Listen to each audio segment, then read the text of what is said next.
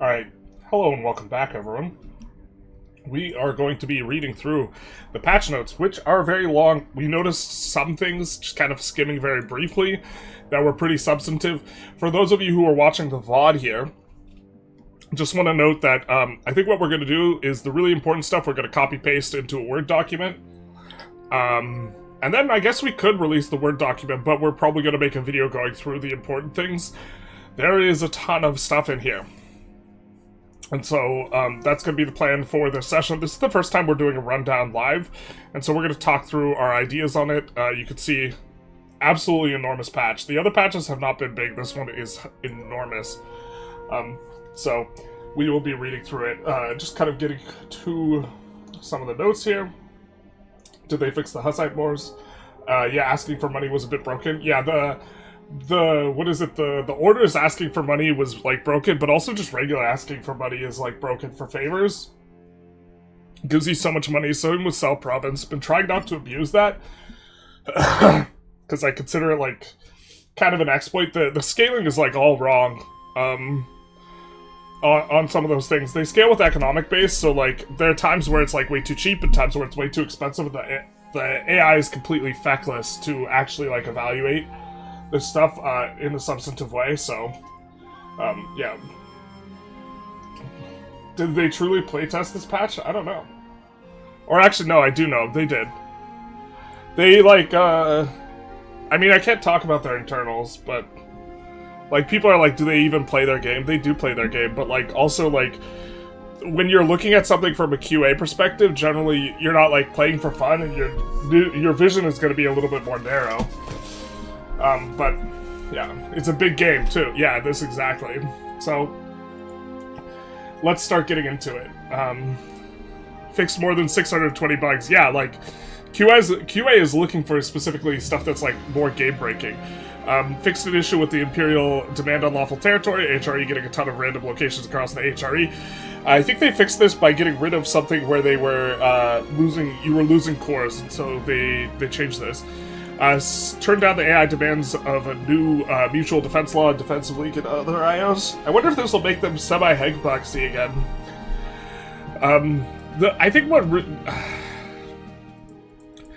I think that what needs to happen is that the AI should sometimes really hugbox, and then should other times not, and it should be based on, like, if there's someone really, really big on your borders, you're more likely to hugbox. This is by far the best Paradox launch I've ever seen. Yeah.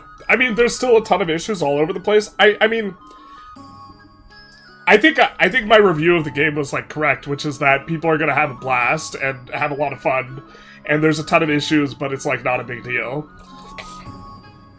Several improvements to the Rise of Turks.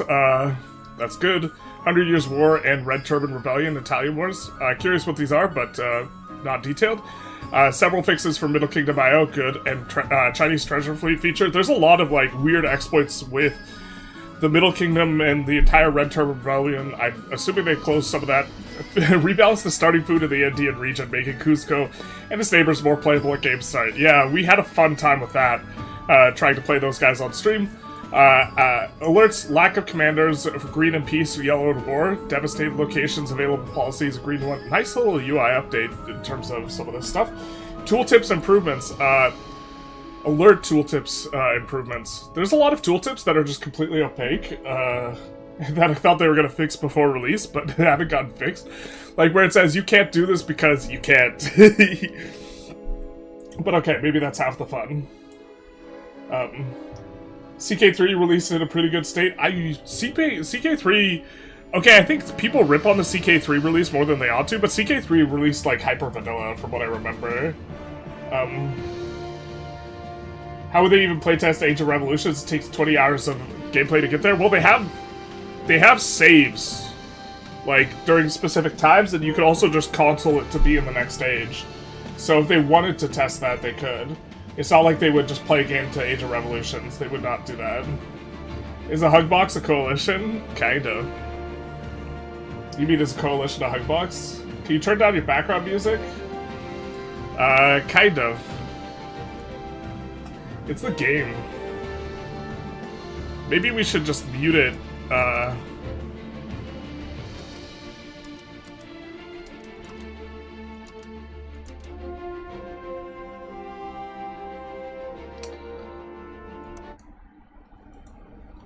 And we can pull up the music on Spotify, which has a much more controlled volume. Okay.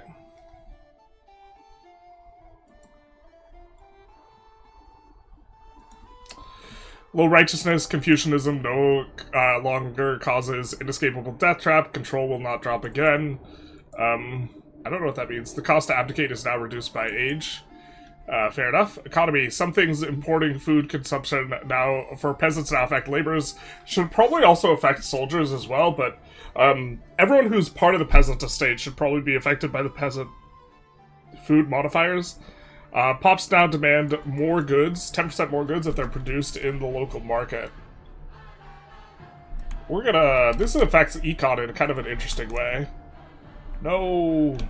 How do we paste without... Formatting, Control-Shift-V, alright.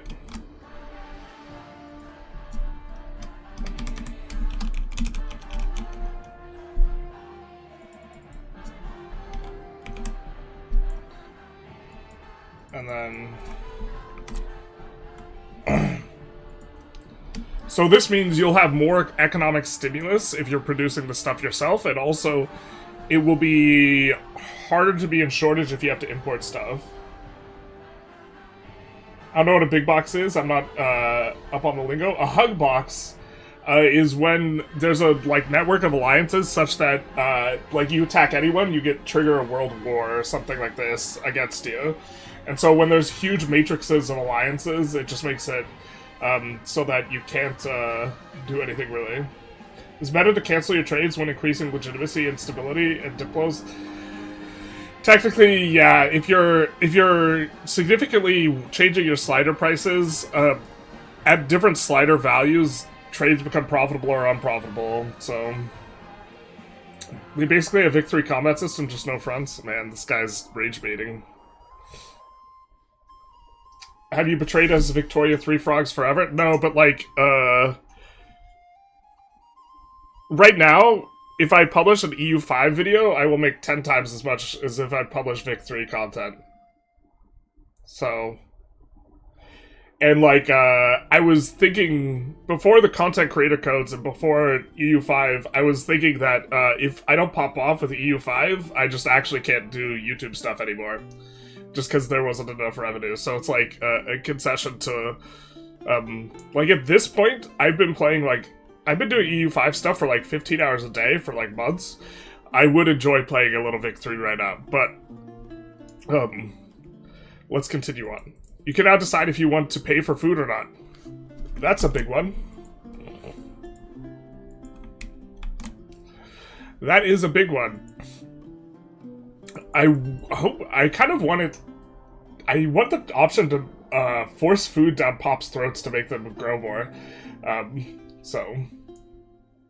Do they buff generals? Feel way more powerful in the early levy game? Eventually, levy is going to get nerfed by virtue of them actually fixing your ability to re-raise levies. And then it will be professional armies you can replenish, but levies will be difficult to.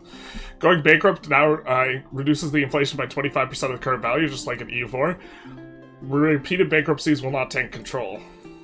I already think that bankruptcy was probably an okay strategy.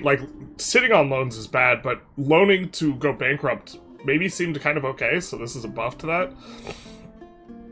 I kind of don't like intentional bankruptcy if it's ever good, so I don't know how much we'll play it, but trade maintenance is now 10 times as big as before. Huge buff for merchant republics, and anyone else who's getting a big discount on this. Was basically completely inconsequential before, and now... a lot of other people's routes will be unprofitable, so they won't run them, so this will improve your margins and give you more opportunities. But also, maybe net decrease your income, but you're decreasing everyone else's income too. Fixed a bug where new countries don't get a proper economy, womp womp. Portuguese Feitorias can be built again. They nerfed the Feitoria, I think, before release, but... Fixed a bug where states would never invest money into loan capacity for your country if expenses were above a threshold. You mean if expenses were above income? Delhi bankrupt strats? Probably, to be honest. Someone needs a modded GDP chart. I requested GDP as, like, something to show off. I mean, it's just the eco base, but change just lets you starve them, not overfeed them. Yeah, I think that's what it does. I just want to be able to overfeed them. Huge buff if trading was not broken. Huge buff if trading was not broken. I mean, it will make the people who are malding about trade being broken, it's gonna make them more upset because it'll make it it makes it harder for trades to be profitable in general. Fix wrong countries from getting trust from ceding unoccupied areas and peace treaties. This is fair enough.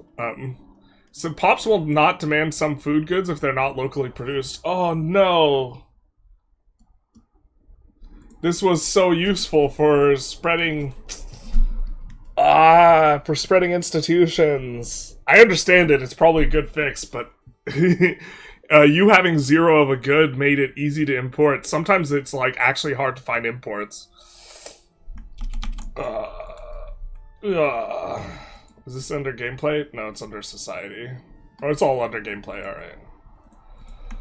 No, that makes a big difference for institutions. Fix wrong countries from getting trust and peace treaties. The Grant Independence Peace Treaty now grants independence to all subjects who have joined an independence war against their overlord. That makes sense. Marriages will now only update marriage unions instead of all unions, which could lead to weird behavior. Okay. IOs will now properly check the can bestow trigger when automatically bestow a special status. Power projection now impacts great power score. I don't think that changes things too much. Military order can also declare war on the Hasidic regions that have negative or etc. heathens. Dynastic power in international organizations such as the HRE now properly calculated after loading a save file instead of having to wait for a monthly tick. There was, like, during development, there was, like, a bug where, like, your income would be, like, 50% higher or lower if you, like, load or reload or something like this. It's a pretty big deal. Rice monopoly is ruined, basically. Someone also mentioned that, maritime is, like, just completely cooked. So we might only play, like, inland nations. Rice, whatever that is, I want it, basically. If the total population of an IO, such as HRE, now properly calculated after loading save file, okay, fair enough. Subjects now count for border requirement for selling and buying cities. Surely this means locations, but this is kind of nice, but also I think that currently... so, like, currently, like... Okay, on our Venice run, we actually had to go into the defines and change the game files because we have 1 million ducats at this point. At a certain point, being able to buy locations is really good, but like at the beginning of the game, being able to sell locations is so OP. And I'm not using it in any of my runs, but it's just so silly. Alright, added more reasons to accept threatened war and diplomatic action. Threaten war is just kind of obscene. I don't know the exact requirements for being able to threaten war, but it just, like, turns your bad, like... It turns your bad CB into a good CB. It's like... I don't... Like, the Parliament CB, like, who cares if it gets nerfed if you can just threaten war it? Fix positive relations to accept alliance when the actor has high antagonism. Added similar reasons to defense of League. I don't know what direction this is fixing it in, to be fair. We're gonna say that maybe this is something that important.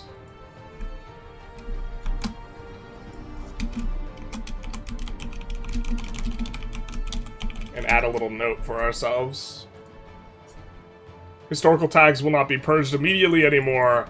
Fantastic. Although I don't know if immediately means what the timeline's going to be, but this completely affects the expansion metagame because the metagame revolves around releasing historical tags and reconquesting their cores. And so this changes things back. Subjects can offer military sponsorship if they have limited diplomacy, makes sense. Livonia can receive sponsorship, rounded up slightly.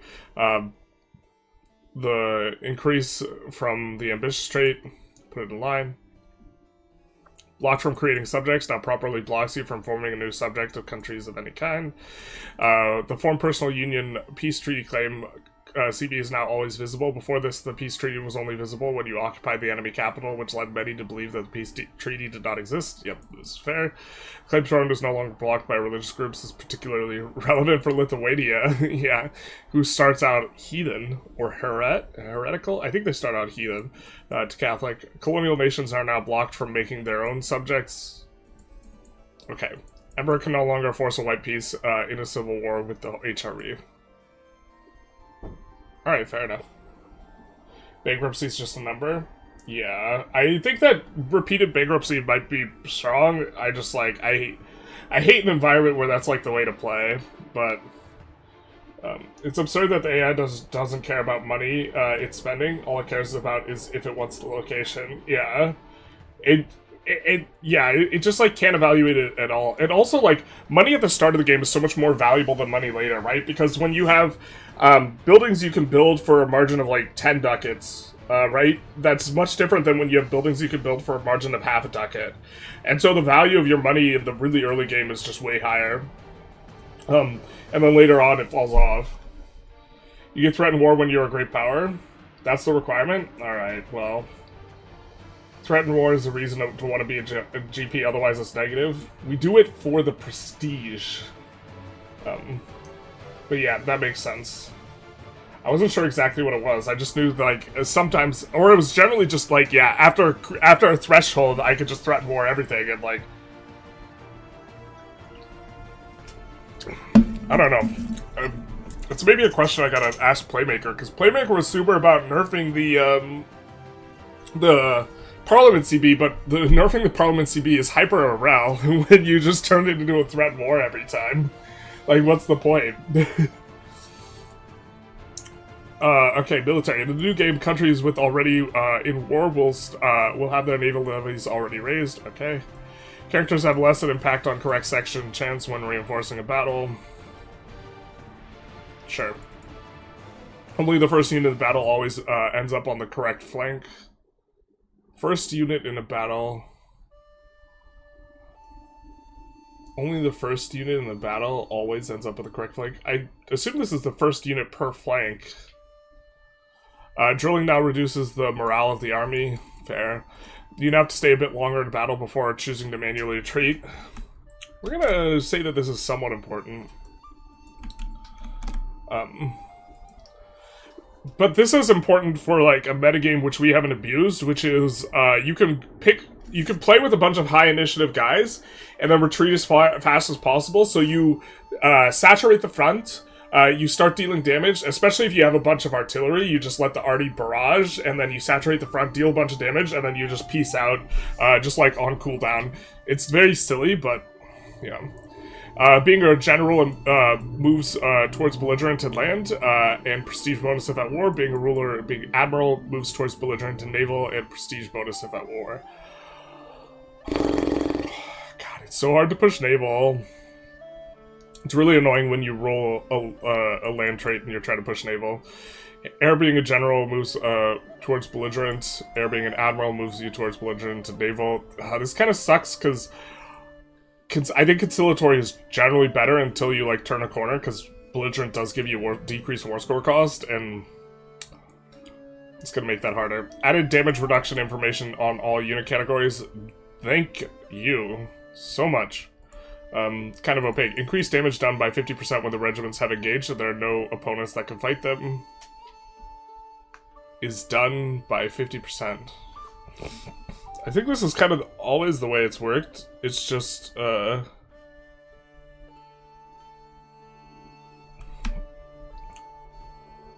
gonna assume that this is actually not the way it's always worked.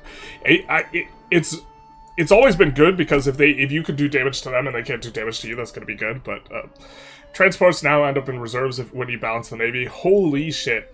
Thank God. This is something I left, like, a lot of feedback on. Or not a lot, but I did, yeah.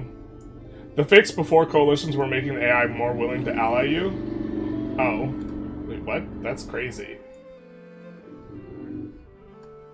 You snowball really hard. The first 100 years you max out RGOs. Bad design. Parliament is super OP. Need to nerf it. 1 law change per session. I'd be okay with 1 law change per session. I think they need more options for once you get your laws in place, because after that, it, like, the decision tree doesn't feel that interesting. Hey, go, Pack, go. How you doing? But, like, that's not, like, an enormous nerf to Parliament. It's just, like, your first and second Parliament are worse. That's literally all that reads, right? And I think that's fair, but, like, a Parliament, you just need more stuff to do later on. Watch your Molly video. When I gave myself, I tried to massively speed up vassal integration if I kept seizing stuff on cooldown to keep the loyalty rebuff ticking. You could massively... Yeah. I don't know if I mentioned in the video, but I think seizing land off of your vassals is just hyper meta. It's just, I kind of think it's a...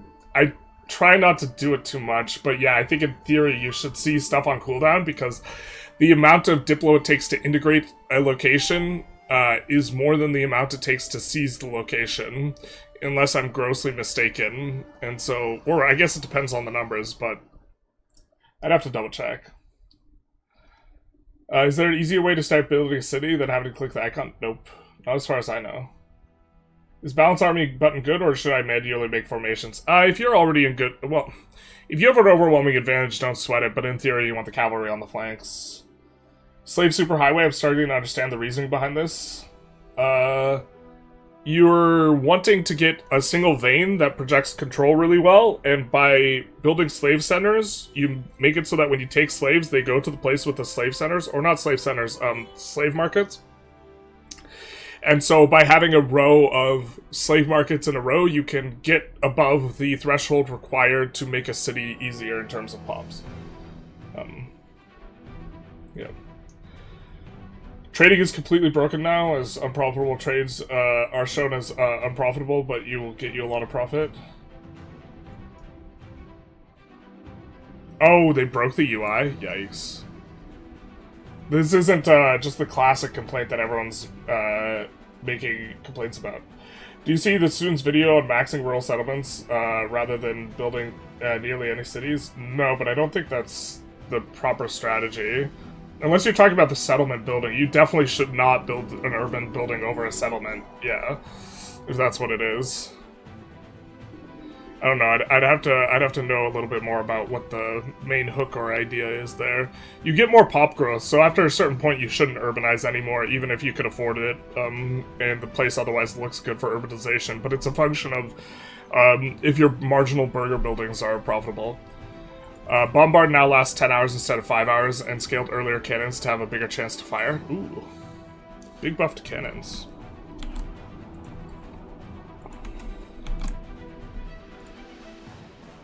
Reworked how levy combat power works and exposed its value in more interfaces. This is nice.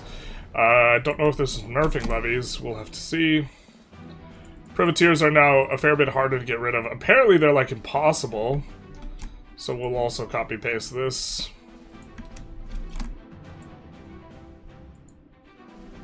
Armies no longer have food access in neutral countries. Nice. Make us use the support units, which have hitherto been completely useless. Does seizing land from vassals give cores? Yes. Currently, I think that, like, annexing vassals shouldn't give cores. I don't know if they changed that. I thought that was a bug. I think that if that's intentional, that's, like, a bad design choice, because that really breaks, like, the importance of, like, an entire mechanic you make.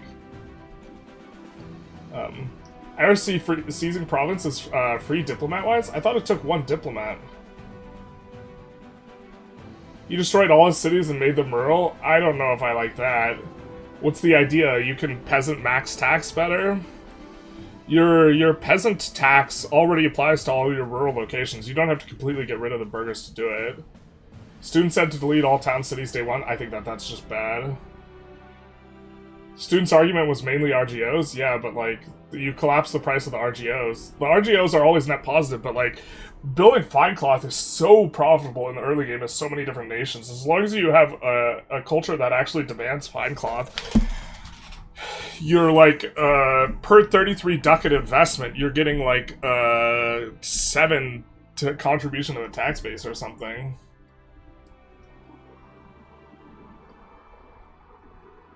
You can employ more pops, extract more from peasant buildings than burger ones, and that hurting food growth turns the peasants in cities into gigantic drains. The peasants in cities, I super disagree. The peasants in cities kind of just take care of themselves. If you play in Asia, your peasants just super handle everything themselves.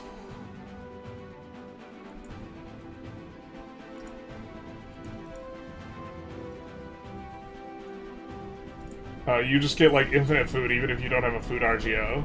It's like the peasants are fine.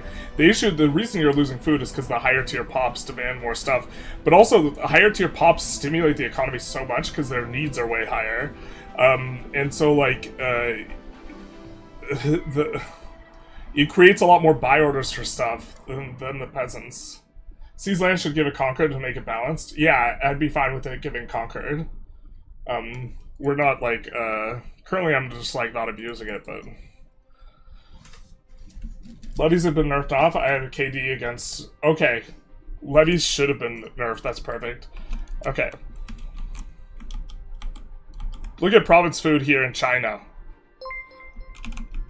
Let's look at one of our urban areas. It's only minus 15 food. Why? All the peasants in sub-agriculture. It just, like, it doesn't matter. Like, you know, the peasants just kind of take care of themselves. So having a ton of peasants and it, like... even if you have a location, this is producing silk. This location's not even a food RGO place, and it's like barely losing any food. And so yeah, it like that's not what like bricks you.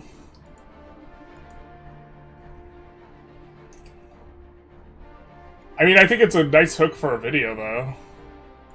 I get it. Because like for the video, you're like cities suck. But like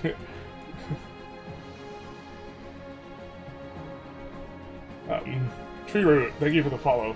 We are Groot. I mean maybe he knows something I don't know though. I don't know.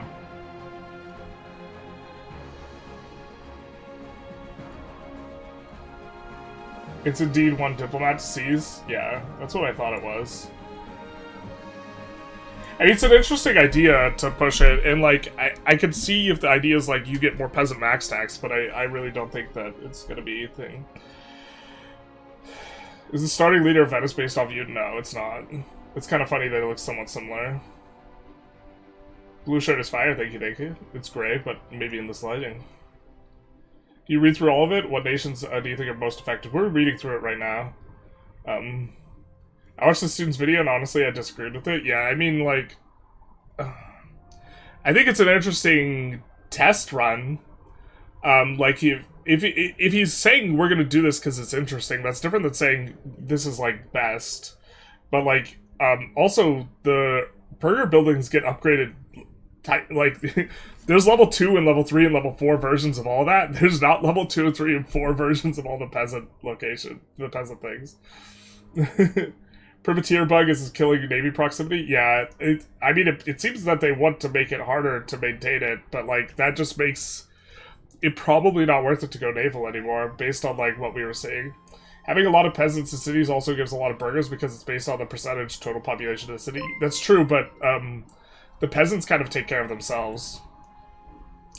Emma Kura, thank you for the follow. Hopefully I pronounced that right. First ever playthrough on Castile, my save went from like 36 to 6 immediately, all noted. This feels rough. That might have to do with your expense sliders and also... Oh, for the naval stuff? Or for the trades. The trades, yeah, the trade price. How many peasants are too many peasants is the video title. Yeah, that doesn't sound like he's saying that they're OP. That sounds like he's just testing it out. I don't think that I think that's he's like, we're gonna do this and we're gonna test it. In which case I think it's fine. I think it's great. I think, yeah. Is patch recap gonna be a YouTube video? Yeah, what we're gonna do is we're gonna put the big bullet points in here, and then we're gonna make a YouTube video off of it. We're just kind of doing this to answer questions and also do this type of thing. 200 burgers have way more needs than 1k peasants, though? Yes. I 100% agree. you generally, if you are only using the burger percentage creation, the peasants usually can cover the burgers. It's when you have a bunch of extra marginal buildings by having a bunch of building slots that, like, it starts being a huge food drain. But, like, you could solve the food issue. The title is How Many Peasants is Too Many Peasants. The title's not. He might be A/B testing his title, Connor. The title is Why Rural Settlements Are So Much Better Than Towns or Cities. Yeah, I mean, maybe I'm missing some of the analysis. It just seems bad. It's certainly bad once you get the level 2 buildings, which you start getting in Age 3. Number of colonial event chains is no longer increases by the number of charters you get. That's really nice. Colonial nations can no longer be in adjacent subcontinents. No more colonial nations in North Africa. This is actually a change I was considering proposing, so that's kind of nice. IOs will now make new use of policies, reasons to join. It will no longer consider the values that were used when the AI wanted to vote for the policy in the first place. Exploration is now spread to adjacent subcontinents after a certain number of years. How quickly exploration spreads depending on which age. Balanced difficulty levels are a bit to make the game more fun. Alright.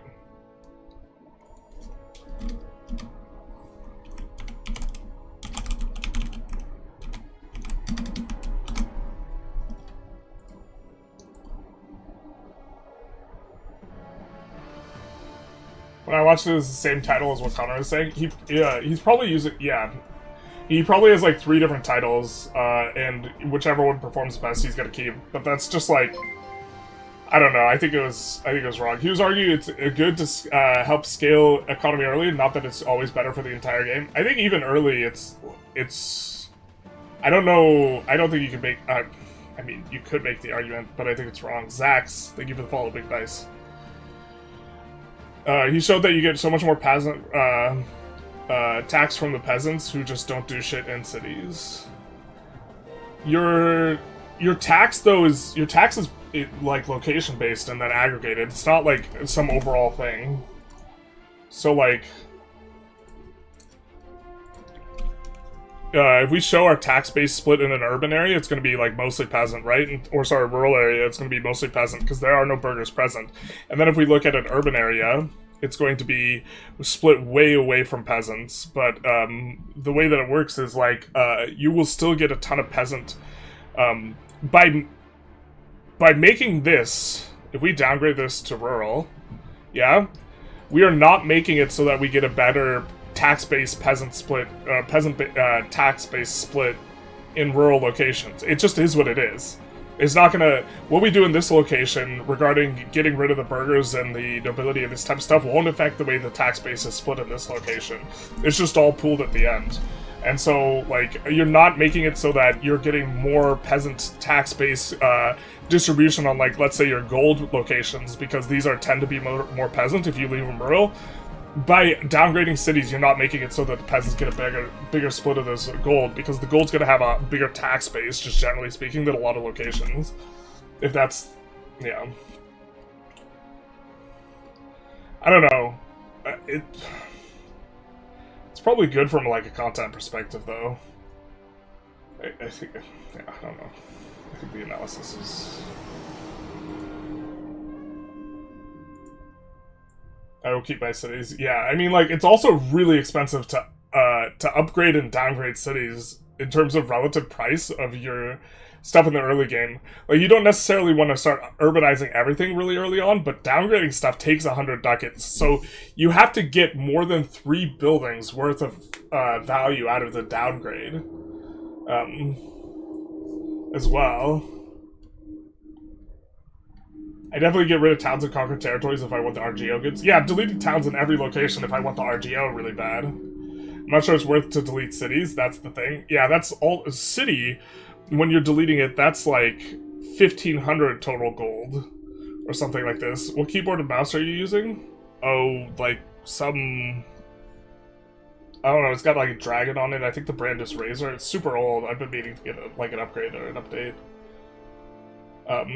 1 town per province is not a terrible idea, even with 0 control, because granaries. Yeah, you could also get a lot of food storage from villages. We're gonna try and read fewer comments though, just generally speaking, because we want to kind of also be moving through this. He's arguing you can employ more people so you can tax more. I don't think that's correct. I mean, all the peasant buildings are really inefficient because they take like 1k people to employ, and it doesn't matter whether they're employed or not in terms of how much tax you get. Lemon Cake teleported like 3.5 million pops into VJ by freeing Delhi slaves. Nice. Almost 200 building cap on buildings. Gotta factor in the break-even of downgrading. Yeah. What buildings do I promote? What buildings do I use for promote peasants to laborers?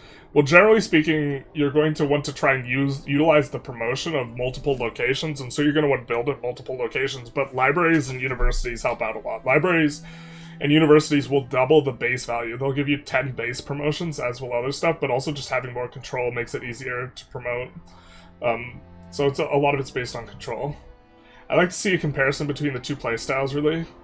I mean, I suppose it depends slightly on, like, what run you're starting on, but, like, I have to imagine you will have a bigger economy 50 years into the game, not deleting your towns and cities.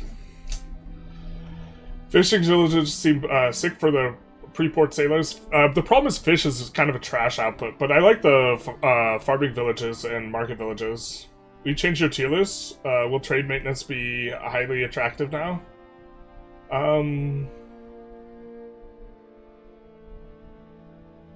Tier list on the trade goods or tier list on what? But Stockholm, Seazone next to Stockholm is made from inland sea into Narrows. Corrected duplicity of Kamis province by renaming it to Skripki. Okay. Added slave conversion.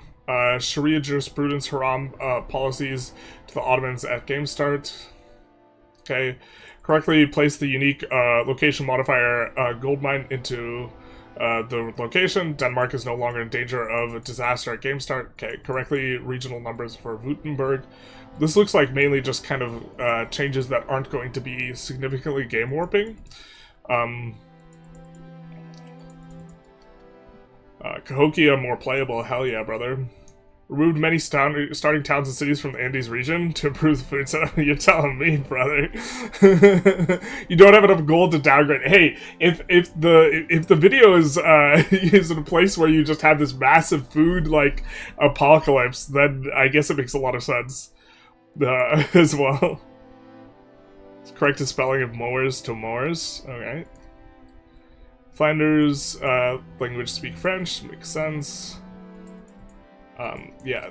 Added more tin RGOs to the American subcontinent and American continent. This is actually a big deal because you used to get bricked from tin to be able to explore. So this is a big deal if you're playing in America. I know this seems like it's maybe not a big deal, but this actually makes America way more playable, I think. Because it will make exploration a lot easier. Depending on where it is. Healthy character bonuses to let them live longer, fair enough. For my brain auto-completed Marie Curie, and I was just like, Marie Curie is no longer Muslim. I didn't know she was. Alright. Rhodes now starts with a dock. English ruling, removed repeated kings. Modified raw goods advances Foy for better diplomatic starting position. Okay. Nothing too crazy there. I forgot why we use market village in an economy with urban areas. It was really good when it was... On certain versions of the game, it was really, really nice for getting jewelry when it was, like, impossible to get gold to make jewelry production yourself, because it has a jewelry PM that doesn't require gold or silver. His video was in Provence? Yeah, I mean... Yeah. Hello, AdT. How's it going? Rhodes now starts with a dog. Yeah, they do. Call him Fido. Spot. Okay. Refactored AI weights to Rise of the Turks situations. Reduced cost of press claims action in Turks. This is good. It was really expensive. The Rise of Turks inspect fortification now temporarily raises control a little. Fixed an issue with declare end requirements of the Great Pestilence so they can appear multiple lines. Optimize game speed during Reformation. AI actually utilizes the Italy stuff. Alright. Added information about the Little Ice Age. Added missing types of Great Pestilence. Lower the price for Ukbe. Yeah, a lot of the Turks stuff, just in general, was like overcosted. It was kind of nice, and if you got super rich, you actually did want to pay for it, but it was just like kind of really expensive. Decrease votes. Schism. Red Turban Rebellion will not be able to spawn if they're already in a civil war. Loyalist events won't trigger multiple times. Yeah, a lot of this seems like it's affecting one country. Fixed an issue where clans would steal the last location of another clan, causing them to game over. Yikes.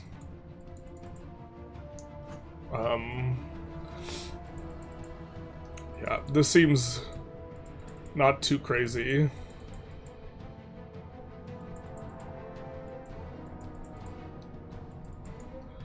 AI is now better at taking place in the Hussite Wars. Cool.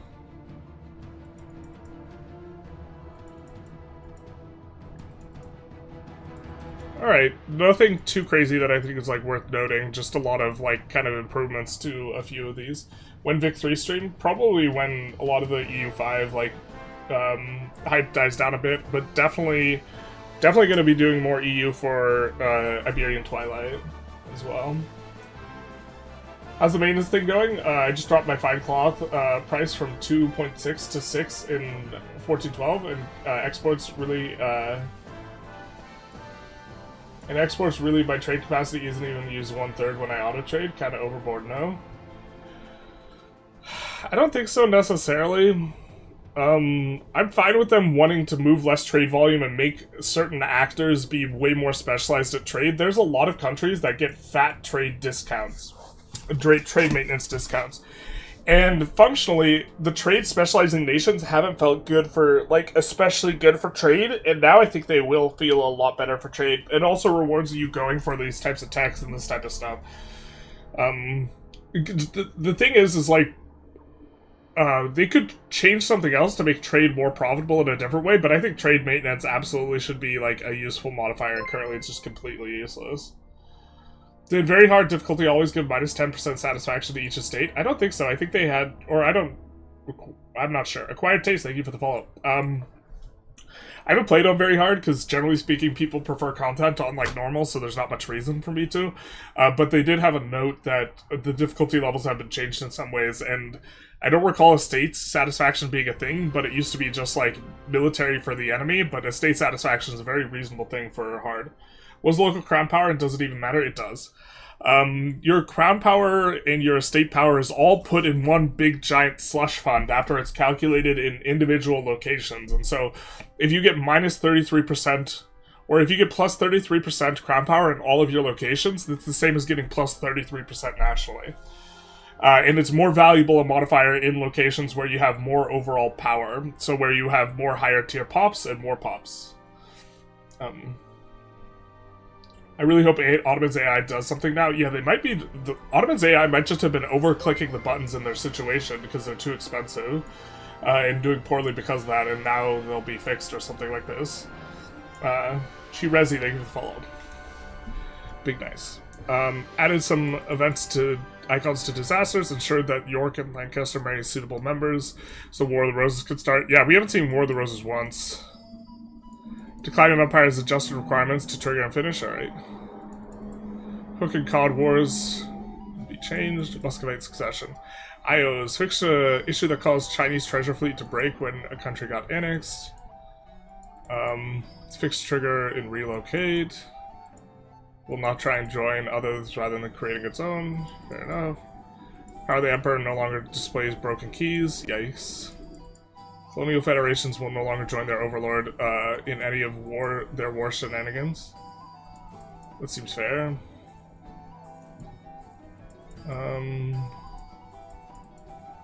Who made it no longer possible to grant Shugo office to emperor. Okay. Fixed an issue where the leader of the Middle Kingdom was not able to become emperor. Yikes. Yeah. Added an action for the Middle Kingdom to exempt countries from tribute, removing them from the IO. Oh, that's gonna be nice in multiplayer. Get bopped, Korea. Where's your god now? Redefined AI voting behavior on IO policies, fixed several bugs where they didn't properly consider currently implemented policy to compare it with proposed policy. This seems good, but not worth especially noting.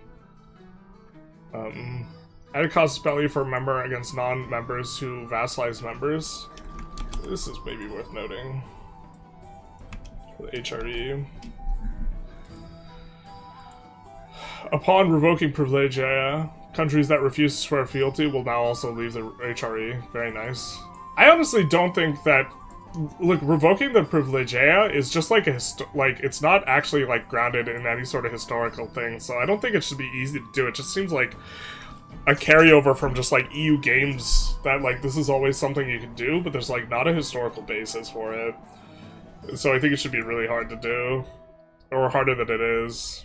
But demand on level territory requires cores to exist in to return the locations to, and you return it to the new nation. That's cool.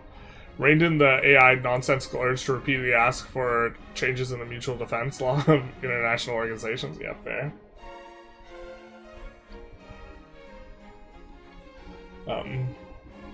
Quick summary of what's said so far. This is kind of what we're looking at as the major bullet points. Just catch up with chat a little bit. Trade maintenance existing at the same time as paying for marketplaces feels wrong to me. Yeah, maybe you shouldn't have to pay the maintenance on it. To be fair, the maintenance is stimulating your economy, though. It's increasing your tax base. There's a certain threshold of, like, you having low enough expenses and high enough income that, you know, it's actually profitable to be paying for the buildings. Because nobody pays for the maintenance on buildings or the goods for buildings except for the 20%. Can't wait for Banal Lordship to have one good patch in general, so we'll have to take back all the lies talked about it. Yeah, the truth hurts. It's gonna be bad forever.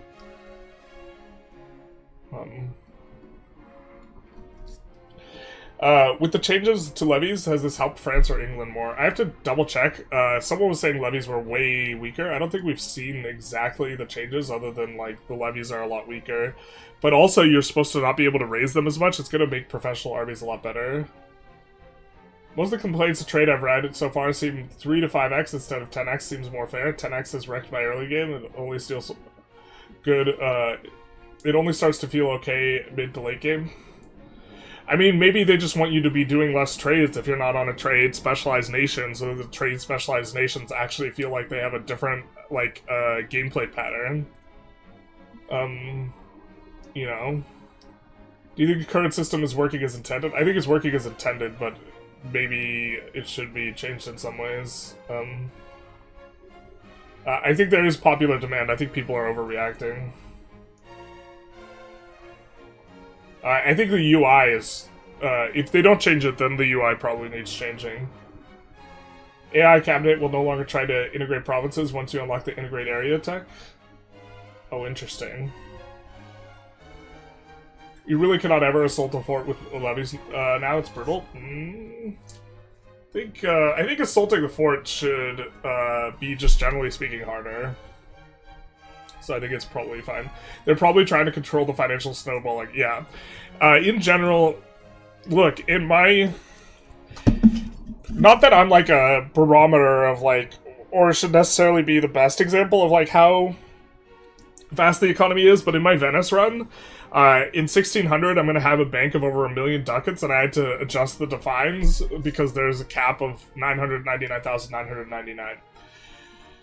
So, I think in general, economy being slowed down makes some sense. I don't know if you specifically want to slow it down at the side of trade, but I do like the idea that countries that have a specialization towards trade, which is that they have discounts on trade maintenance, now actually get properly an advantage in that mechanic. So, Perhaps a minimum reserve limit for trades will solve the issue. Yeah, I mean, the issue with the trade is that it, like, the maintenance is weird in relation to the income that you get. Or the contribution to the economic base, rather. You either do 0 trade or 100% trade, and being in the middle is really bad. No, I don't think this is the case. I think being in the middle is actually where you want to go. If you are making too little per trade, it's actually horrifically bad, but the first initial marginal trades are generally really valuable. But now you have to fight for trade advantage without building a million marketplaces, maybe. Okay, events. Call to defense now probably targets the country you are at war with and not your own people. Yikes. Ravages of war now only occurs once every 6 months.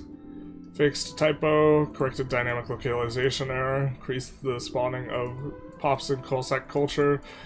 We didn't get any Cossacks in our Poland run. Ottoman event that moved the capital, now maintain proximity in Barca via location modifier. Oh baby, that's so nice. That was so like noob trappy. It's like moving your capital was actually apocalyptically bad. We see some changes to Poland. A neighboring tactical genius will not affect the same ruler. Yikes. Yuan rebels will no longer be able to call themselves the Northern Yuan.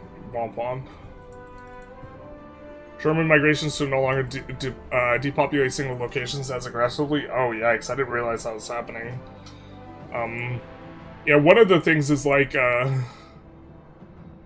yeah, stuff going in or out of singular locations is, like, really annoying. Like, slave trades used to, and they still might work like this, where they will export slaves from a single location until they're all gone, and then move on to the next location. And it's like, bro, this is so annoying. Disagreeing advisor no longer allows you to kill heirs or members of the crown estate. Yes! This is feedback I had given. I was like, bro, why is the advisor sees power thing applying to the heir? Like, this is crazy. All eco buildings need to go way up in price. I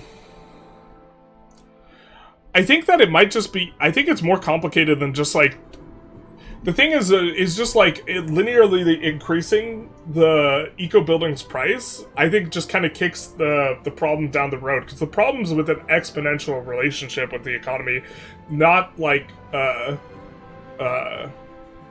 you know what I'm saying? Like it's just you're just stretching out the exponent longer, which I guess maybe you could massively increase it, but just multiplying the building's cost by a number, kind of, I think, just kicks the can down the road. I guess it can be part of an overall solution. I don't know exactly how you want to solve it, and also the thing is you don't want to make the game, like, unplayable for new players. I think the bigger solution is, like, long-term, making all buildings, instead of only paying 20% of the maintenance cost, you start, more of it gets paid by either the estates or the crown. You know what I mean? And also tax efficiency modifiers should maybe, like, both the negative and positive ones just be cut in half. Like, something like this. It'd be cool if combination of infrastructure and geography called those trade maintenance modifiers to be different rather than just modifiers for tags. Well, having easier terrain to go through makes the trade cost less already. Big air not dying? Yeah. Game needs region-based inflation or something? Maybe. Red Turban Rebellion from fainting influence in Korea will now kick Yuan Korea out of any common wars. Alright, that makes sense.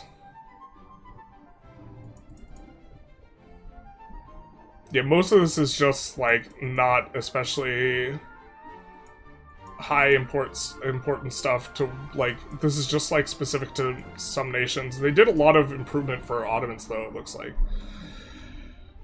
We're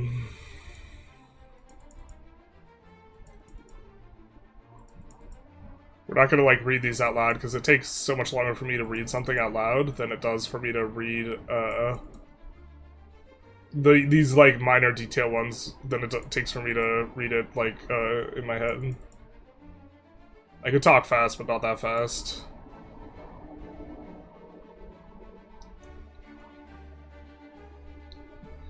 Bohemians events.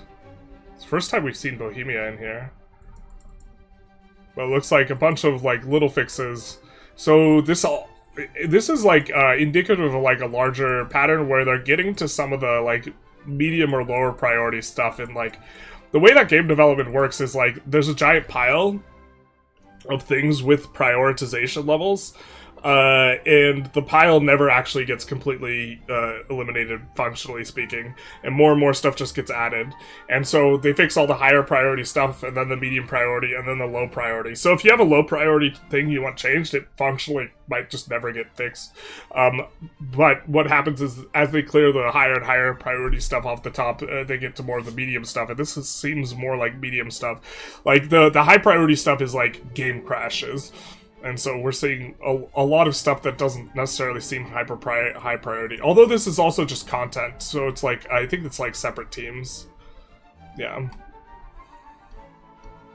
But okay, a bunch of stuff for events. Right, we just read through events. Okay.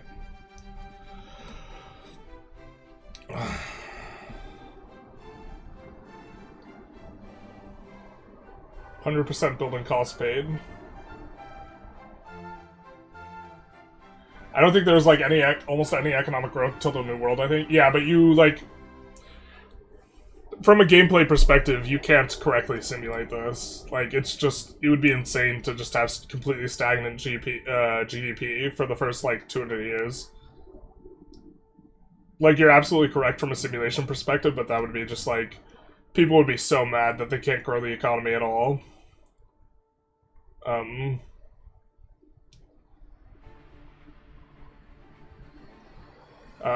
Very hard to actually punishing. I don't know if you covered it, but can you explain the local crown power? We did a little bit. Crown power doesn't show up in a state power on locations. Makes me wonder the impact. Crown power doesn't show up, but it affects things. If you just wait to build a bunch of counting houses and build a bunch of counting houses in all your locations, you'll see your like crown power rise, and very dramatically if you don't have a lot of crown power modifiers. Lack of demand being the reason you can't grow your economy feels bad, absolutely, compared to the reason that you are just needing more buildings that you can are slowly affording. I agree. I agree. Trade piracy is just straight broken. It is very unpleasant. Hey Smug, how's it going? Yeah, the 3 Cahokia players are happy? Exactly. Regulated naval service increases navy levy size instead of burghers levy size. This makes sense. Burgher levies, like, they get, like, both the naval levies and the other, like, land levies. I think men-at-arms are burgher levies. So you have, like, in H2 you have peasant levies, which are peasants, and men-at-arms, which are burghers. Rebalance Inquisition law. Alright, that had, like, weird balance anyways. So that makes sense. Ghazi Lords now grants drift towards quality and less drift towards decentralization. Okay. Generally, want more ability to go quantity. More description of Dahomey. Only monarchies that could be called lordships seems fine enough.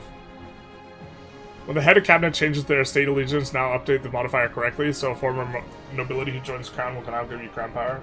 Okay, this makes sense. Bug fix. Our counting house is worth it? Super worth.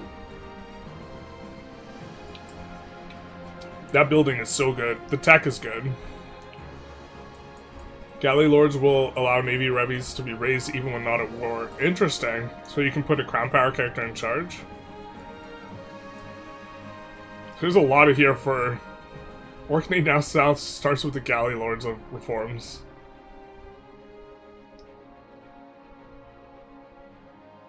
Is this like allow you to do raiding or something? With your galley? Okay. Crusade of the Sea. Government reform, Crusade of the Sea reform is available for knights at start of the game. Reduced galley-related bonuses, but allows for privateer slave raids. Wait, there's a Catholic who can take slaves? Hot. I didn't even realize this was the thing.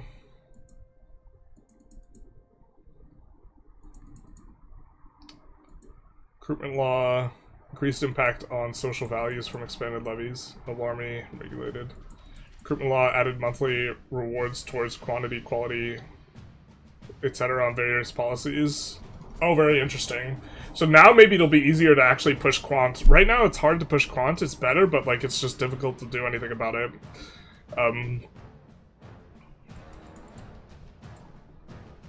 Added monthly towards outward from grant colonial authority policy. We're just gonna add in the thing lots of changes to values trends. Because this is a lot of stuff, and it is going to be significant because it's going to allow you to push some values better, but it's like, we don't want to highlight any one of these specifically. Sink ports unique building increases levy size instead of maximum number of ships built. Interesting. Rebalanced Japanese clan masonry demands and added extra production method for it. From what I remember, you had to like try and import masonry or some sort of weird way, otherwise you could get bricked. I hadn't played it, I just remember reading from what people said. Feitoria could now only be built on other continents. I thought that that was the way that it worked before. It just had gotten broken in some way. What do you think about the trade changes? I'm happy that maintenance is now a thing. Wow, there are 500 people in here? Holy hell. So many people just watching this read through the notes. Check how the notes how men-at-arms and soldiers now and laborers. Is there a good way to reduce noble influence? Yeah, push plutocracy. You'll get way fewer nobles. Are you happy with research progress speed? I think you should have to skip advances. I think, if anything, you should get fewer texts, and you should have to make choices. I don't think researching everything is as healthy a gameplay pattern as being forced to specialize your nation. Who's homie, basically. I don't like the way it scales, though. Because you get more and more percent I don't like how the percent modifiers, flat modifiers scale, because you get more and more percent modifiers from accepting institutions, and so this makes it so that percent research speed modifiers kind of just feel bad, and I don't like that.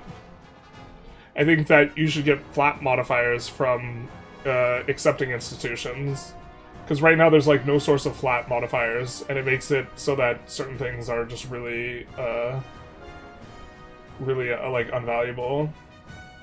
Added tin for anyone is only one more to northern Mexico and quite a few added across the Indies. That one to northern Mexico is going to make it so that you can explore as like a country, as like Maya and Aztecs. That's like all you need. That's like such a huge deal. It completely changes the gameplay pattern. The way that they implemented the Ottoman's capital move proximity is slightly broken. You get 30 years of 240 proximity of the capital. Is it decaying 240, or is it just 240 proximity? Is it actually 240? Is it 240 proximity source? So everywhere just has 100 control? It gives plus 70 procs for 30 years to your old capital? Okay, that seems fine.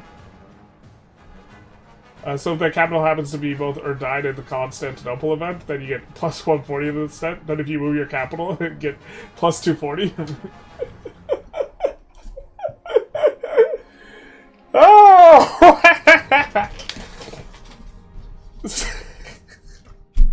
Should just cap at 100, but hello to Germany. Not decay, 240 proc source. So everyone just has 100 control. Got it. And it has 100 control real fast, because with the Ottomans you have oh, I guess we could show it in game real quick.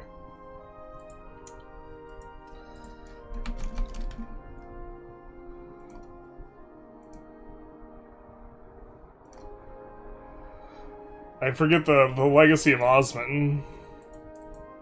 I think is the name of it. Which gives like plus 5 growth to control. So you'll just instantly whoop everywhere 100 control.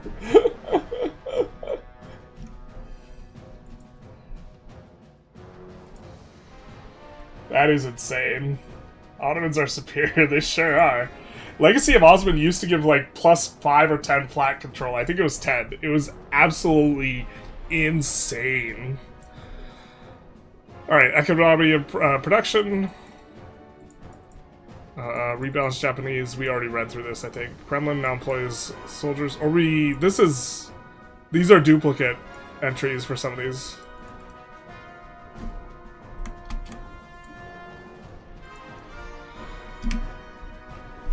This is a change to scaling.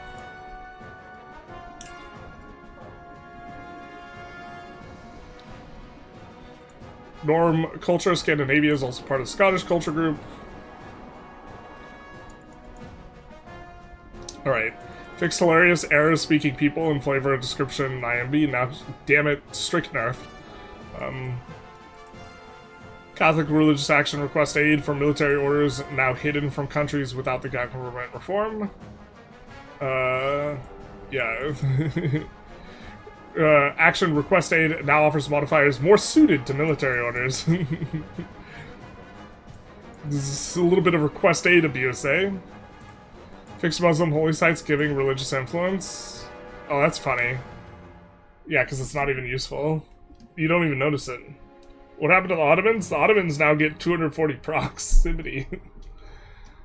You may not know that there's a second country with flat research rate. It's French Indochina. Someone also mentioned like you can get 0.05 as England. So there's 3 modifiers that give flat research. I haven't seen the English one. And French Indochina is like a colony subject like down the road, so it's like really just England and Korea.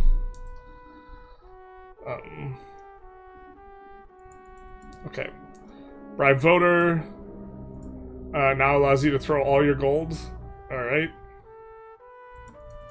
Demand lawful is always visible to the Emperor. AI acceptance of ask for ducal rights now is -100 instead of the previous -20. Yikes. Request kingdom title action will now make you into kingdom first before you form the target formable. This way, the message will probably display we now known as the kingdom country instead of the duchy version of it. Alright, that makes sense. Pushback colonizers CB is only available if the target country has any colonial charters. Dominion subject type minimum years before annexation reduced from 100 to 50. You'd kind of prefer not to annex your dominions anyways, but... Should we make a note of this? I think not. Dominions aren't super common. This communication requires cooldown. Can't be spammed by the AI. Fixed an issue where HRE actions would be the opinion of themselves into consideration, making them always accept the action. After a long period of madness, AI finally realized they had been bamboozled. That's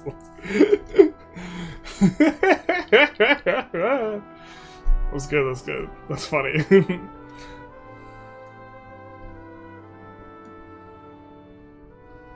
Trade appears to be broken this patch. I'm not making any profit. 0 from trades is Florence. Yeah, so they made it so trade maintenance is 10x. So if your margins were really low before, they should be 0 now. Liturgical language gives a flat modifier, no idea how to increase it. It scales based on which language is the most powerful up to 0.2. So that's the most you can possibly get from it. What's the best way to build roads since I can't build from the capital? Open the proximity map mode. Or we could show it. Actually. We can show it real quick. Open the proximity map mode.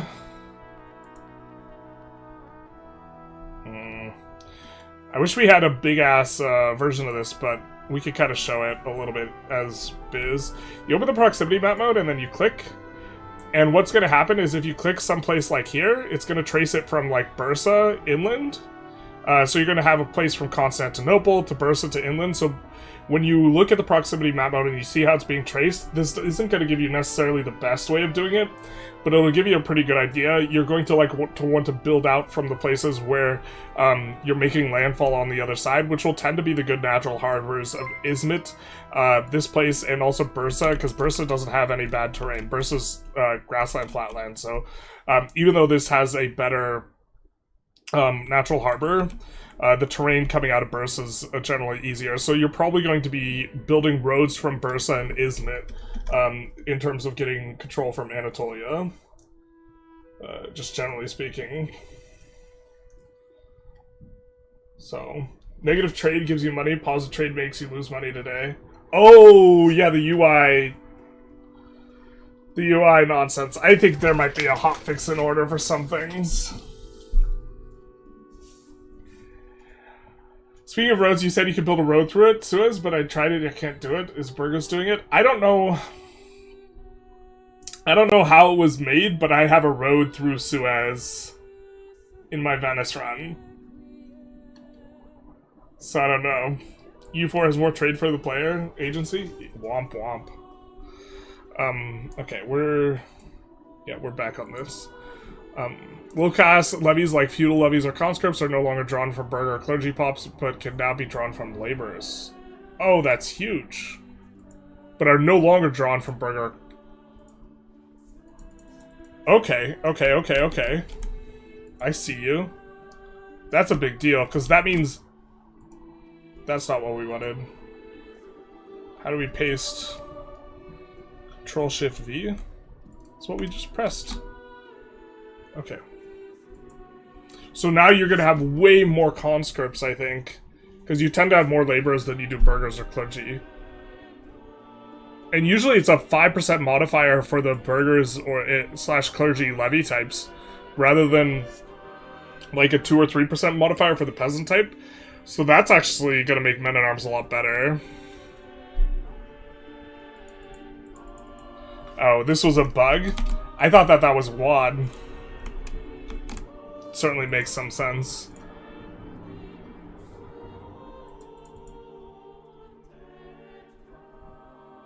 Welsh lure lances. Okay.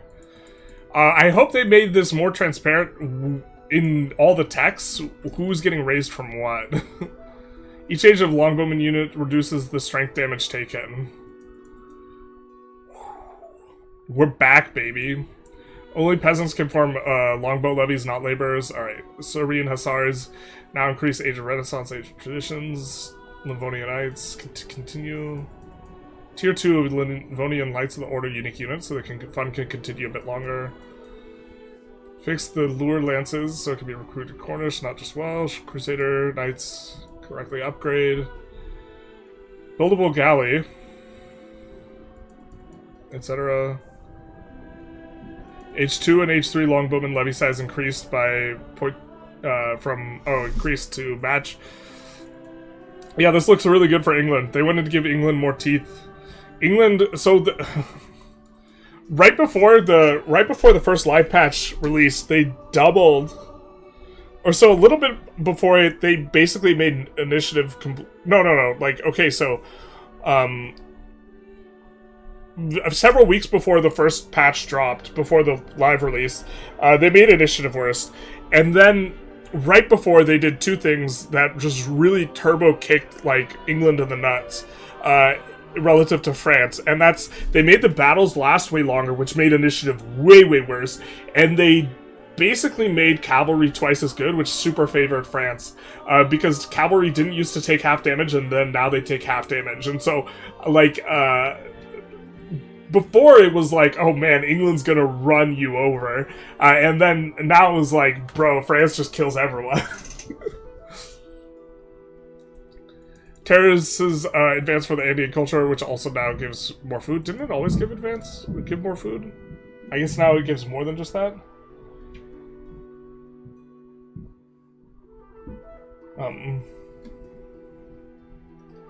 Just negative trades, it wraps around to be positive income. Oh, it's an overflow bug? Yikes. That is not good. I guess we won't be starting a run, we'll just be doing tutorials. They nerf rural during wars by conscripting more laborers. The student won't be happy. I mean... I think it'll be fine. I think it'll be fine because he'll get way more levies, actually. I think that's a positive thing for him. If you fix the fact that regulars can instant assault forts or the fact that cavalry are hilariously OP. Well, I think regulars should be better at assaulting forts than levies.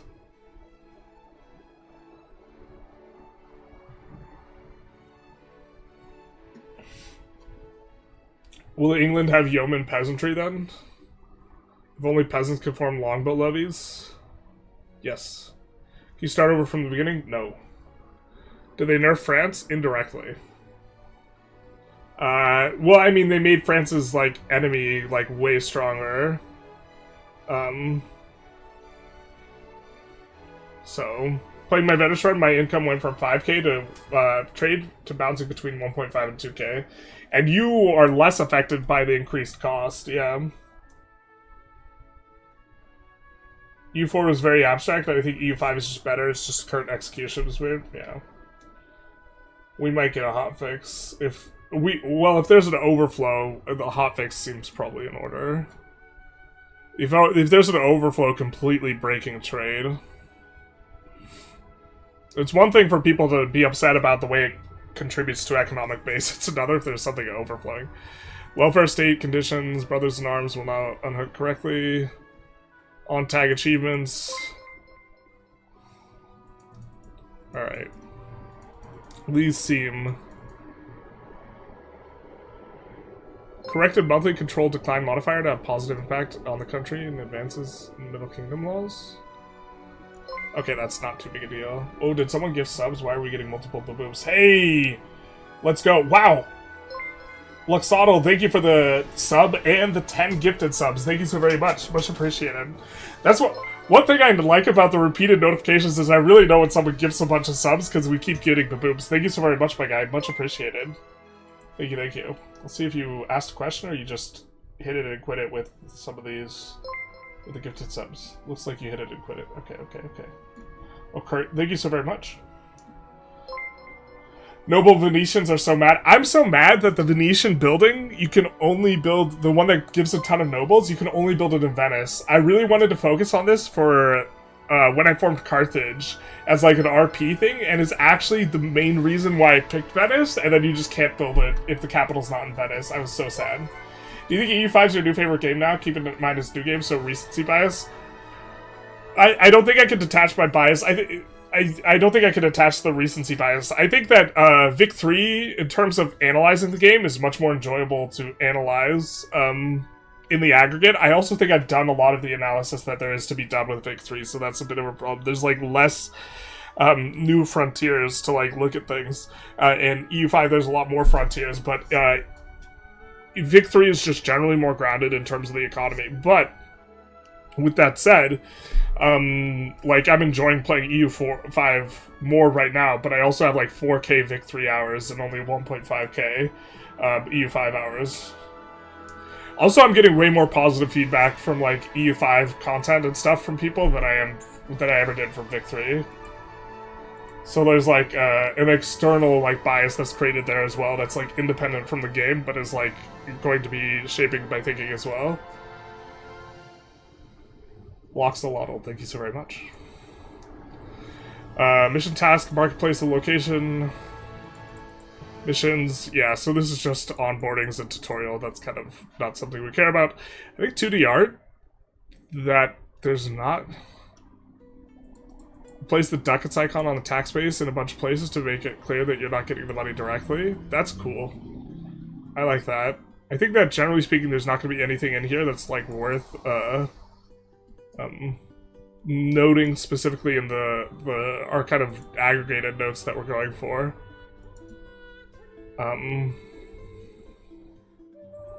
Fix coloring mistakes that makes army infantry mask illusions illustrations had. Yeah, this just looks like a bunch of UI improvements, so. Overflow is only a problem if you abuse it. It's if total trade profit is negative. Okay, yeah, that seems easy to not abuse. Which shouldn't be happening, yeah. I thought it was on a per trade basis, like every negative trade was overflowing and being wildly positive. My marketplace building upkeep is now higher than whatever I can earn from it. Yeah, you'll probably have to just close some of your marketplaces. I'm currently having a $200 overflow from gold trade as Mali at the moment. Or ducats. What's the overflow bug? Apparently if you go negative in trade, it overflows and you just get wildly positive. Chomped your trade income from 9k to 5k. Yeah, I think this is WAD. People are big sad about it. I think it's WAD. Vic3 is about to have more racism to analyze. This is true. Also, we're going to have to update the spreadsheet because they're changing a bunch of PMs. Oh no, my run is ruined, and then I realized I've been running zero taxes on all my estates because my trade income was so high. Yeah, basically. Tax income's, like, huge. People are talking about something in trade that's not a bug, and they're referring to it as a bug as well, which is that the way that it's calculated in terms of contribution to the economic base is it calculates the price of the good in its outgoing market, like where it's coming from, rather than the profit you make. So sometimes you can make trades if the margin of the trade is small, if your costs relative to Crown are high, and if your the value of the trade good at the price it's being exported from the market, it's being exported from, if that's high, you could actually have trades that look like they're making you money, but they're actually losing you money. And I think that's not necessarily a bug, but it's poor UI. I'm well done, thank you for the follow.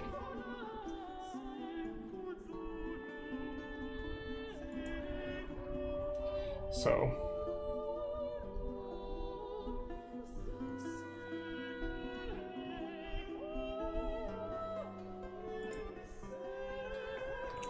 yeah, will no longer send marriage offers repeatedly if they were rejected before, thank God. Fixed additional cases of Ottomans obtaining CBs against their own countries when they have a truce. Ottomans will no longer release areas as subjects under any condition while trying to reach the location count during Rise of the Ottomans. Nice for the AI. Fixed an issue where AI would not improve opinions with subjects ongoing annexation. Yeah.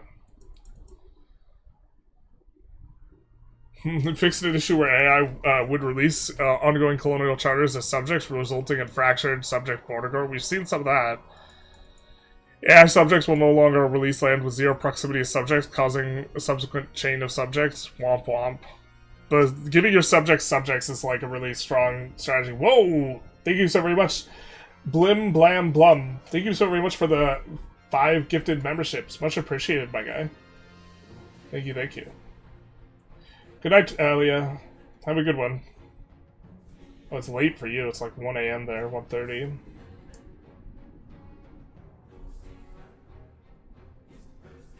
So. Much appreciated, my guy. 5 gifted. The YouTubers are now appeased. They're like, what is this? Only Twitch viewers get free subs? Except their memberships for YouTubers. Okay. Economy. Further increase the AI's desire to unlock the dock building. Apparently the AI, like, just doesn't like getting the manufacturing building, so they don't get the paper and book manufacturers. This makes it hard for them to actually unlock the institution, which is wild as hell. AI will now increase diplo spending if it wants to annex subjects and is lacking diplomats. Fixed an issue where the AI would choose to would not correctly choose to close down buildings to avoid stagnating or doom spiraling economies. Fixed an AI modifier for local monthly maritime presence based on how much tax base is propagated via the port season. Oh yeah, this is good, this is good. We like it, we like it. Looks like my run is ruined. I mean, it was ruined yesterday when I ran the economy on the ground, but this patch is a nice excuse. Yeah, that is true. This patch actually a buff to all dead runs, where you're just like, oh, the patch killed my run. Terrible.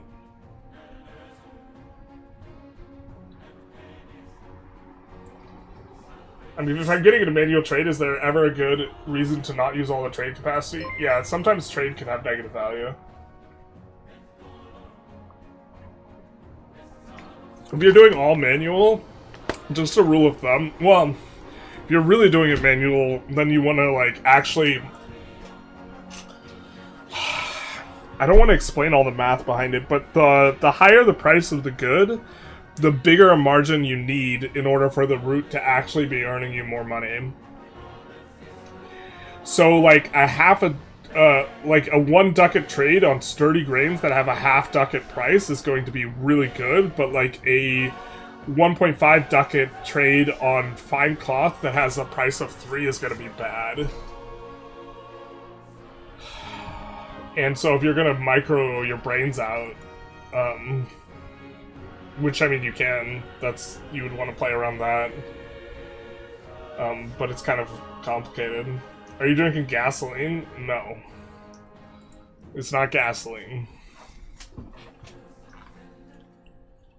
I'm just very hydrated, is all. And I will now factor in country morale and discipline modifiers when doing estimates of a country's military power. Okay, this seems good enough to note.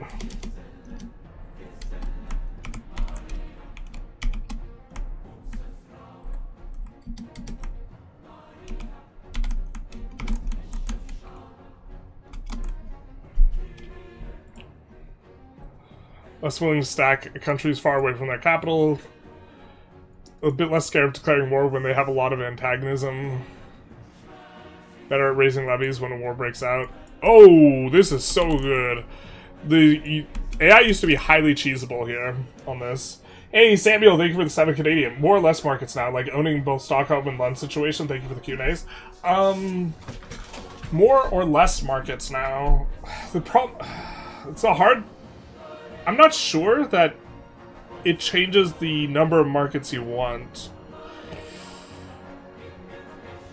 I guess trade being worse makes it so you slightly want fewer markets? Or sorry, want more markets?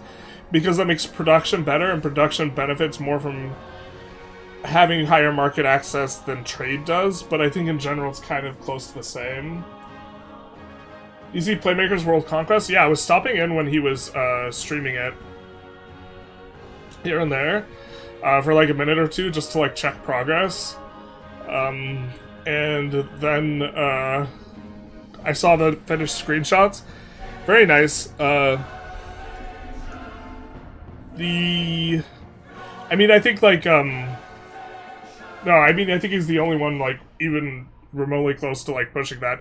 I saw his like version with like Milan into Florence, just like he like wasn't getting enough steam, and he like was kind of, it was too slow.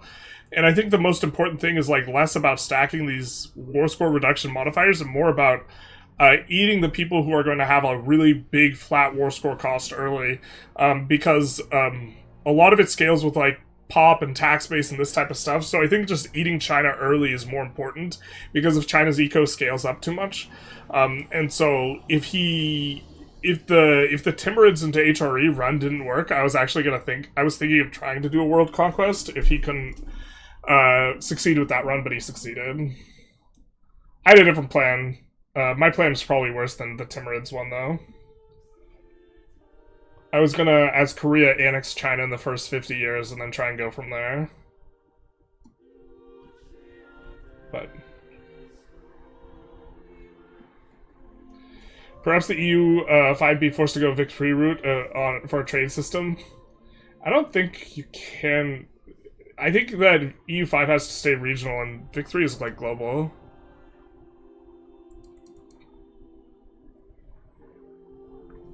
This is nice. AI is kind of stupid about sieging, especially if you make food matter more, which they kind of did. Neutral territory. Johan posted a forum saying that 1.0.6 is soon. We will restore trade maintenance changes to previous numbers. Negative trade values will no longer break the entire system. Privateers will be able to be destroyed again. Okay, okay. Soon is probably... Johan usually doesn't like saying soon unless it's like real soon. Yeah. Hey, Economic Entropy, thank you for the membership. Big dice, much appreciated, my guy.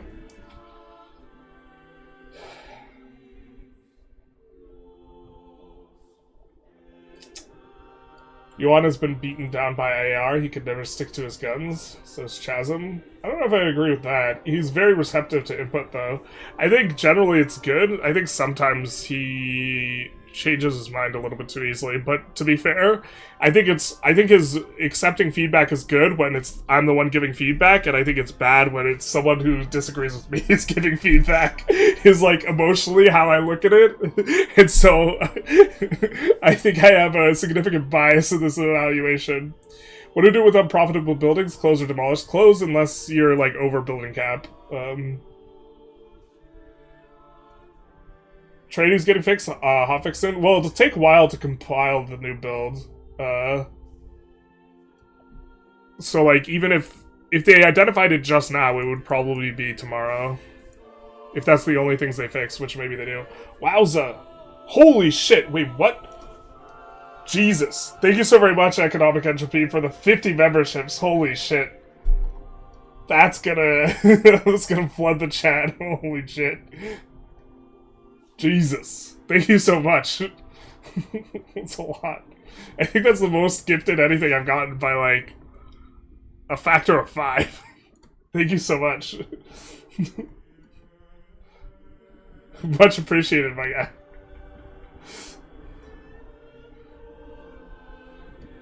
Wow, it's just a wall of gifted. Thank you so much. I need to get more emotes and stuff if people are gonna be gifting subs like this.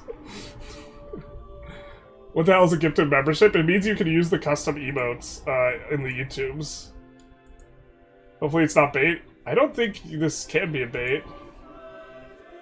Where are... Here, we have custom emotes. We have the Sad Thursday and the Generalist hype. And the Generalist icon. This is some true economic entropy. He seeks entropy by gifting away memberships. All positive income decays away in the form of gifted memberships. Thank you so much. Why is the YouTube chat so slow at displaying the subs? I'm not sure.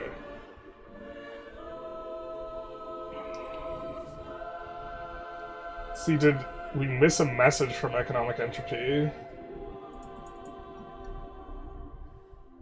I hope we didn't. Usually I try and make sure I read a message by people if they gift stuff.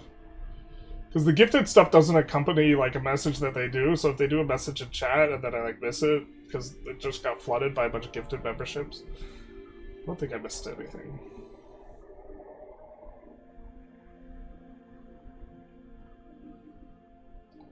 I forget where we are in here. We're on the sieging the border bit. Is it randomly given to people? People who are currently in chat, I think. Or commonly in chat. PTQA, thank you for the follow, Big Nice. Much appreciated. We're working on new code for an economic base that's far less focused on the trade volume, but that won't be until tomorrow.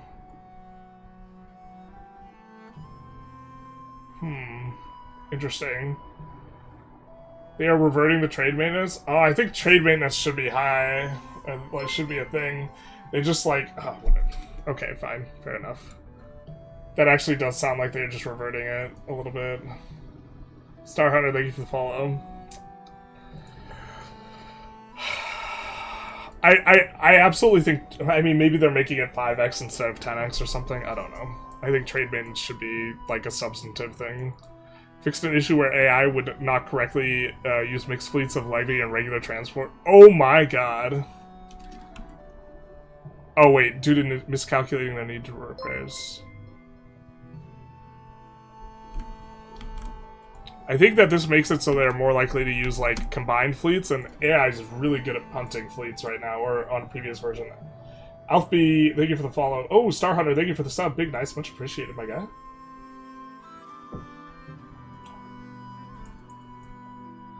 Have you played the Teutonic Order yet? With the request military support followed by request funds, you can get like 10k in 10 years. Yeah. I mean, this has, like, some amount of top end, but I'm trying not to abuse the, like, really silly things. Like, I think that's silly. I think Switzerland being able to annex France is silly. Like, I think selling provinces is silly. Yeah. Fix the issue where AI would not disband their levies when finished war the first few years of the game. Yikes. Fix an issue where AI would raise army maintenance prematurely when preparing for wars, leading to long, useless... I spend so much on military, like, when I'm not supposed to. Sink the fleets repeatedly going back and forth in the Atlantic when their colonial markets do not have supplies to repair fleets. This is a pain in the butt. AI will no longer assign entire escort fleets to protect their transports during peace times. AI will no longer proactively move armies to suppress rebels and colonial charters. Makes sense. AI will add a small ratio of warship to transport fleets. Okay, this is actually what we wanted to highlight.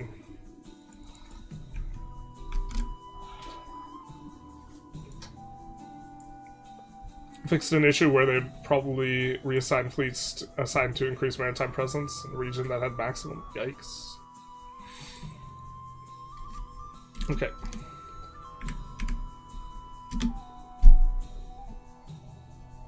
Maintenance should be a harsh mechanic. Yeah. I tried playing the game, but I couldn't figure out how to build construction sectors. Oh wait, we had someone commenting about EU5. Also, I didn't know about your channel because I wasn't into Vic 3, but now that I've discovered from EU5, I'm really enjoying your content, dude. Thank you so very much. Yeah, someone's hitting us with the mummy's pie. What is it, emote? That's only on Twitch. YouTube doesn't have the mummy's pie one. I need to pay someone to make me emotes. We definitely want a mummy's pie emote.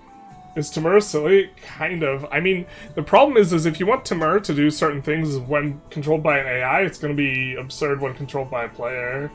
And I'm not sure how you I'm not sure how you reconcile this issue where, like, if you need the AI to do something that's kind of ridiculous relative. So Barless isn't a strong country without the Timur thing. So if you need Barless to conquer an enormous swath of Central Asia, then you need to have some sort of absurd mechanic, and if you have an absurd mechanic, then the player can just abuse it. Yeah, like, I have, what's the best way to join the HRE in the game? Play as Timur. In any case, trade is being done regardless makes me happy. Yeah, with more is the Johan quote. I haven't seen a fix for exploration. Did I miss you talking about it? There's map spread, which kind of fixes exploration a little bit, and it speeds up as the age goes later. But I didn't see, like, a fix on the actual exploring. Fix tomorrow, revert trade maintenance, fix pirates, yeah. So we'll probably not start a run until tomorrow. Johan's up at 1 AM. I wonder what hours he's working. Johan is putting in like, an insane amount of hours, because we see when he's awake. We know when he's asleep. We know when he's been good or bad. Something like this. So, yeah, like, I don't know. I get, like, yeah, I get actually, like, mildly upset when, like, people get super mad at Johan. Because, like, I see, like, the level of effort that he's putting in, and, like, he's trying to make the game, like, really good. Like, all these types of things. And, like, a lot of the criticism, like, some criticism's definitely, like, fair in some spots, but a lot of the criticism is just, like, insane. And, like, from, like, a macro perspective, like, I think that, like, Imperator flopping, like, probably felt really, really bad, and so I feel bad about, like, all that, so I think that he is, like, I think he's a big part of why EU5's rollout has been so good. I think EU5, got delayed and was supposed to be released in summer. I don't have any sort of internal confirmation about this, so I can kind of talk about it. But, like, I think that I would not be surprised if Johan was a big part of pushing it back to make sure that the game got properly, like, cooked, or more time in the oven. I think that, like, also the being so transparent and feedback oriented, is probably a big part of, Or we haven't seen that from other Paradox releases, and I imagine that that correlates really strongly with, like, the Imperator flop. And I think he has a lot to do with that. And, like, I think the way Paradox rolled this out was really good. I think Johan's probably a big part of that. Yeah. You could do something like only Otter conquers Central Asia, the Middle East subcontinents. Yeah, that's true. You could do that. You could do that. That would make sense. Generalist got Johan on the Steam Friends list. I actually have like 5 Steam Friends, and that's like it. I have like 2 IRL friends, and like, or I have like 3 IRL friends and 1 modder from Vic3 that I needed to add as a friend for a logistical reason. You can tell he's passionate, yes, yes, and he like really cares about making the game good, and like he's very receptive to like feedback and stuff too. Korean font changed this update? Oh, interesting. Imperator turned out pretty good spot with 2.0. Yeah, it was just like too late though. But okay, map modes. Recalculate map names when in lobby. I think interface stuff is going to be a lot of stuff that we're going to kind of skim over, but we'll try and read chat and answer questions like this type of stuff. I do like this change.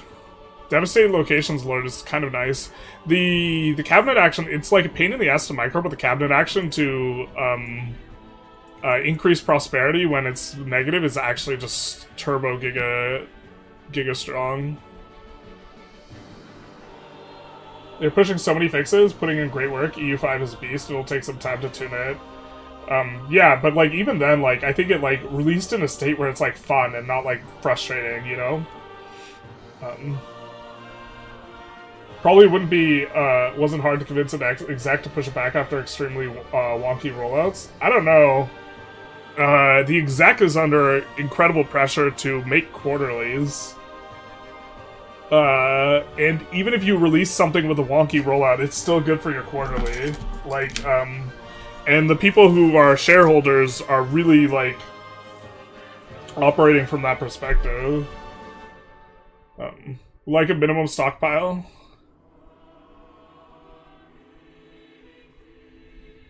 Minimum stockpile, maybe, guys. I imagine it's not just Johan making big decisions. No, not just Johan, but like he's the captain of the ship.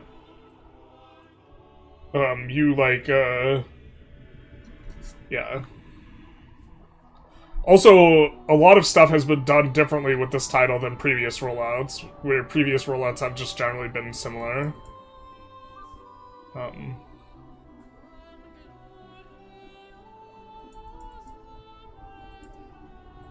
Fixed filter, own rebels in society, adding the main port sea zone to coastal locations and improving Navy car builders layout. Fixing zoom levels in the advances tree. Oh yeah, the advances tree is kind of wonky. In terms of like, it feels like you have to zoom in and out way too much. But this is mainly stuff that's like not gameplay type stuff, and I'm not sure we need to really read through this that closely. There isn't anything in the UI like I'm super like wanting fixed or something like this, so. Well, changing a reform, going back and removing all of them, preventing a player from choosing a new one, that's a good change. We encountered that bug. Where we just stone couldn't change anything. Prove the outliner entries for cabinet actions. And then a bunch of fixes for tooltips. I don't think we'll read through all these. After discovering the Teutons exploit, I started looking at the world conquest candidate. They can unite the HRE while staying in Holy Order. However, they cannot be Emperor and Holy Order. I think that the way you have to approach the world conquest strategies is like I think you have to start in the east, whatever you do. It's a lot cheaper and easier to conquer China if you do it early, because of how scaling. Generally speaking, everything starts costing more and more war score cost because it's based on It's based on tax base and population and like this type of stuff, and that stuff just increases a lot, and it's going to increase the most in the east, so getting started in Asia seems good. And you really don't want to have to... Moby, thank you for the follow, big nice. You really don't want to have to conquer a fully unified China sometime later. So... Any chance you could turn down the music? Yeah. Turn it down a little bit. I don't think it's too loud. We turned it down a little bit. I have a whole 1.7 shares of Paradox. Why did they not include me in this? Gotta go to the board meetings, my guy. You can't search for specific text either, though. Only the names. You can search for modifiers, I think. Why do they have a third zoomed in the most option? Who zooms in that close? To be fair, I zoom way forward, way in. On some things when I'm trying to do it for a video. Like, for a video, being super zoomed in kind of makes sense. You have to start as an army-based country and then flip Catholic for Conquistador. I tested it works, so war score is no longer a factor. Oh, the Conquistador... Bro. Connor's gonna, like, Playmaker's gonna release First World Conquest a week later. Connor's gonna do it as Conquistador. Just a little bit faster.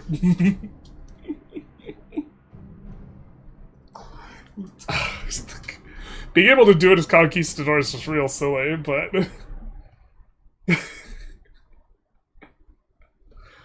I'm not 100% sure that's faster than Timur, but... I guess you could flip Catholic as Timur.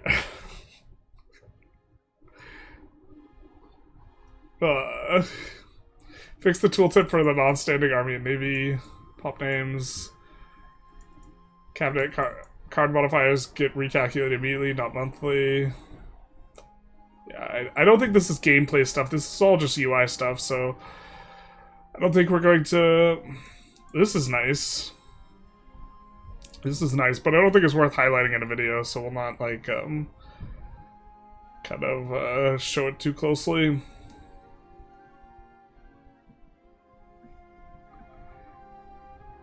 Oh, maybe we should do these zoomed in. I just thought about that, because that way the text would be more readable for you guys. Like, we could do this. Is that better? Give me a week, I'll do it as Cusco. You gotta do it as Ethiopia, my guy. So having bad econ is meta. You don't need a really big econ the way I think you kind of should. We need potential tax-based map mode as well. Yeah, I mean, I think I'd prefer the tax-based map mode to just be potential, or... yeah, actually, I think we need two. Two's better. I think Conquistador is probably doable around 1600. Yeah, can you explain how the Conquistador run would work? I think Connor's gonna explain it before we get to the question in chat. Newish AI wouldn't build fort in every single ditch. Yeah, you flip Catholic as Timur to keep the auto-conquer after his death. So you're an auto-conquering Conquistador, yeah. Yep. I don't know if he... Yeah, I can't read it here. Better, again, enhance. Well, if we do again, it'll be too zoomed in. My camera will cut off some of it, right? Well, my camera's already cutting off some of it. Orange Prince, thank you for the follow. 3D art's gonna be another thing we kind of skim through, I think. Bro, the leader of Austria looked like such a big Chad, and then they nerfed him for release. Now he looks like a freaking... not a Chad. What's the opposite of a Chad? That's what he looks like. Fixed Anne Boleyn shaving her hair? Why? Why would you do this?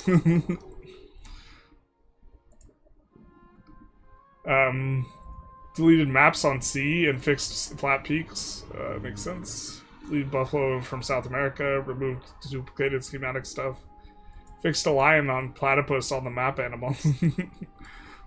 Some of these changes, are they critical? Any plans on doing disaster saves? We could maybe do this. Why do you think I don't know you to play Ethiopia so I don't have to? True. We want the creators to make the big sacrifice. A Timmy? a chud, a soy jack, a cuck. Terms of the opposite. Alright, so modding, generally speaking, this stuff, it tends to, the implications of the modding stuff tends to be beyond me. Can raise levies when not at war, though.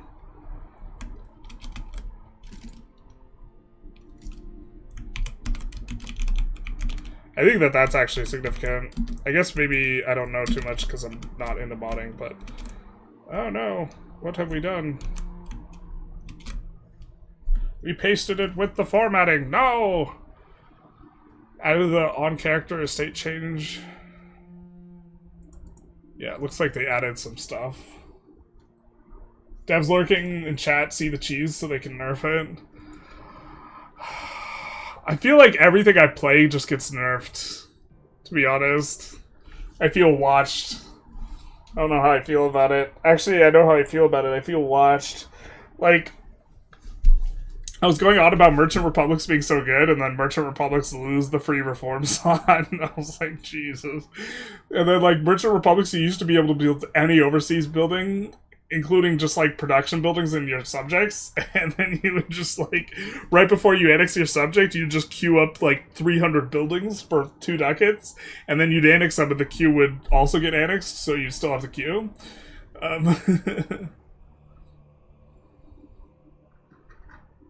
And so, yeah, that got nerfed.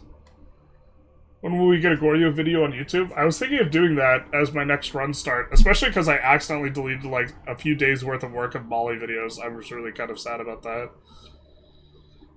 Translation. Yeah, there's some localization issues. Looks like they fixed it for a lot of nations. Someone was commenting about Korea. Generalist gaming-led mod would go hard. I would be willing to like make a list of changes if someone wanted to try and like implement all the changes I would suggest, but I think generally speaking, people, if they're going to be working on a project, would prefer their own project. Devs do watch, you have to hide your stats from the devs if you want to stream something crazy. That's why I haven't been talking about my Korea thing that I've been alluding to as much. Does religious unity impact levy size? I think that the Dhimmi have like a separate levy mechanic. I'm trying to remember.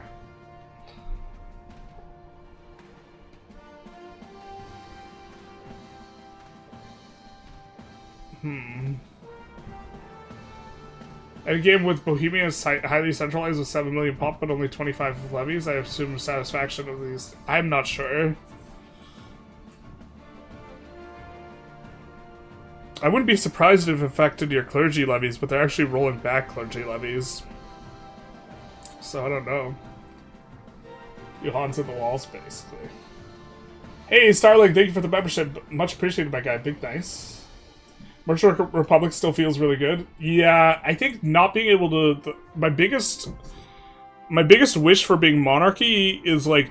Or there's, like, 2 big things. Is one, like, all the modifiers for strong levies are on monarchy, but levies seem like they just got turbo nerfed, so that's fine. And then the other one is ability to make fiefdoms. And having the extra subject type to expand with feels really nice. Do you feel seen? I feel, how would Sartre put it? Apprehended, seized. I've become an object. Especially egregious as peasant republics have this free reform IRC. I think peasant republics are probably slightly better now, but I also think that all the other stuff that the peasant republic says isn't as good as all the stuff the merchant republic says, so I think I'm kind of okay with it. It's kind of weird if fun, weird stuff gets nerfed a lot. Yeah. Well, it's like, it's frustrating when you make videos and you're like making a video, look at this thing you can do, and then immediately afterwards you can't do the thing anymore. And it's like, okay. Some miscellaneous stuff. Wow, did we get through all of it? I think we maybe just do a little bit of a QA afterwards then. Which is kind of what we're doing anyways, but... Although I do want to make like 3 videos today, so... I'm starting to fall behind. I'm having a hard time releasing 2 videos a day. Yeah. None of that seems too crazy. All seems reasonable to me. Afterward, thank you for the follow, Big Dice. Much appreciated. Absolutely, Dev saw that. It was like, nope, no free buildings for you. No, I mean, it was so insane. We did it in our, we showed it in our, what is it, AAR for Venice. Here, let's maybe stop on AI. We showed it in our AAR for Venice that you could do that. It was insane. 90% discount on buildings was really nice, but you get like 30 or 40% anyways.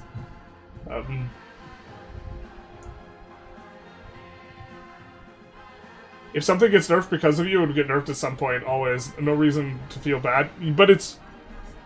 when you make a video and it gets nerfed within a week, it's like frustrating because it makes the video like not as good, you know what I mean?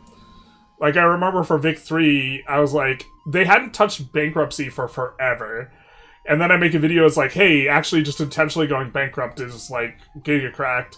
And then, like, within a week they nerfed it. I was like, okay. And then, like, I released a video on the worst building in the game and why it was, like, power plants. And to be fair, I think they were planning on buffing power plants anyways, like, independent of my analysis. But, like, they nerfed it. They buffed the building 2 days later. So, like, all the spreadsheet analysis we did for that was just dead. It's, like, no longer applied. Do gravel roads have any maintenance? Functionally 0. It's not under building maintenance. We can actually maybe jump into game and take a look. Functionally, not any maintenance you care about.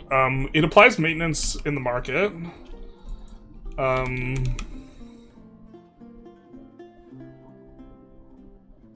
Does it give sand maintenance? Maintaining gravel roads. C 0.08. It's functionally no maintenance, and that actually just kind of stimulates your economy, so it might just be a net positive modifier. Korea need a nerf hammer? Well, I put it as number 2 nation in my top 10s list, so it might get a little bit of nerf hammer. But like the reason it's OP has a lot to do with just being really strong in general, and then also being in the Middle Kingdom IO. I watched your 2-hour video of the top 10 countries and wondering for nearly 90 minutes how Korea doesn't make the top 20, and then shocked when you put it at 2. Yeah, I mean, I think like, so here's the thing is, in terms of countries that could just annex China that aren't China, like, Korea's in the best position.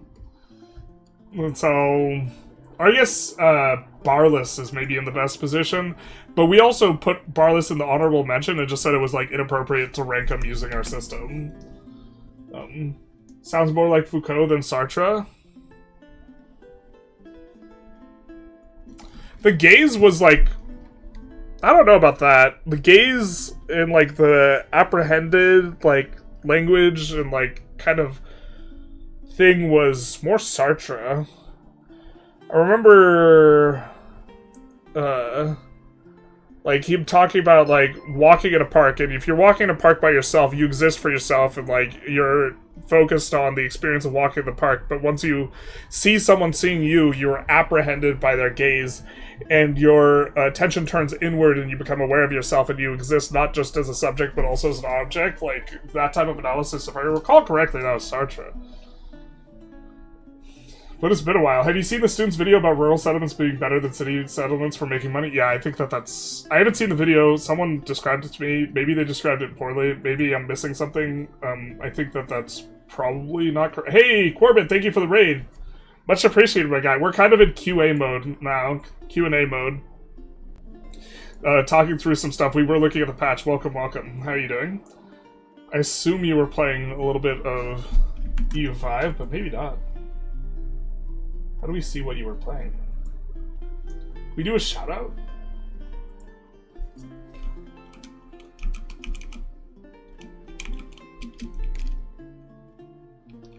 I'm so not used to doing this. Hey, let's go. Alright. Yeah, I think that I think that it's not going to be worth it, like, to delete them, even if it were free, but you also have to include that it costs 100 gold to delete. the urbanization, and then if you ever re-urbanize, you effectively have to pay the cost of that again. Hey, Corbett, thank you for the follow. Big dice, much appreciated.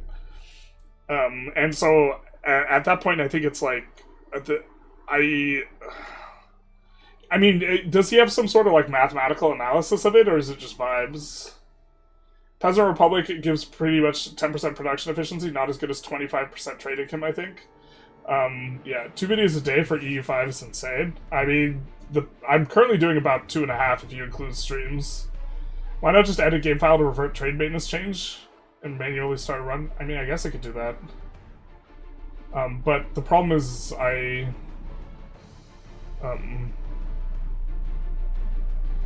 want to show content that's based on what people are playing. You know what I mean? And this is one of the reasons I don't really play much with mods. Problems is you tend to set the meta and devs respond to the meta, yeah. I was thinking, wait, why is the power plant to be bad? I remember it's supposed to be.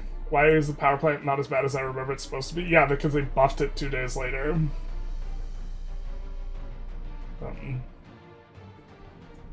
If we haven't loaded our saves, do we hold off for the hotfix? I think you hold off for the hotfix, to be honest. Definitely don't start a new run. But trying to figure out why Japan is broken for 2 hours before giving up? Yeah, I would not play Japan right now, Corbett. I don't know, Japan seems like, Japan and China, I mean, I tested both of them, they both seem like they're not functioning exactly in a satisfying way.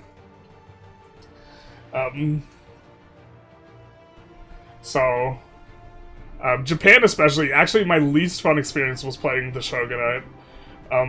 Because I think you're just supposed to die to the Sengoku Jidai, and that's like not transparent at all, so a new player drops in, plays the Shogunate, and then just implodes when the Sengoku Jidai comes in.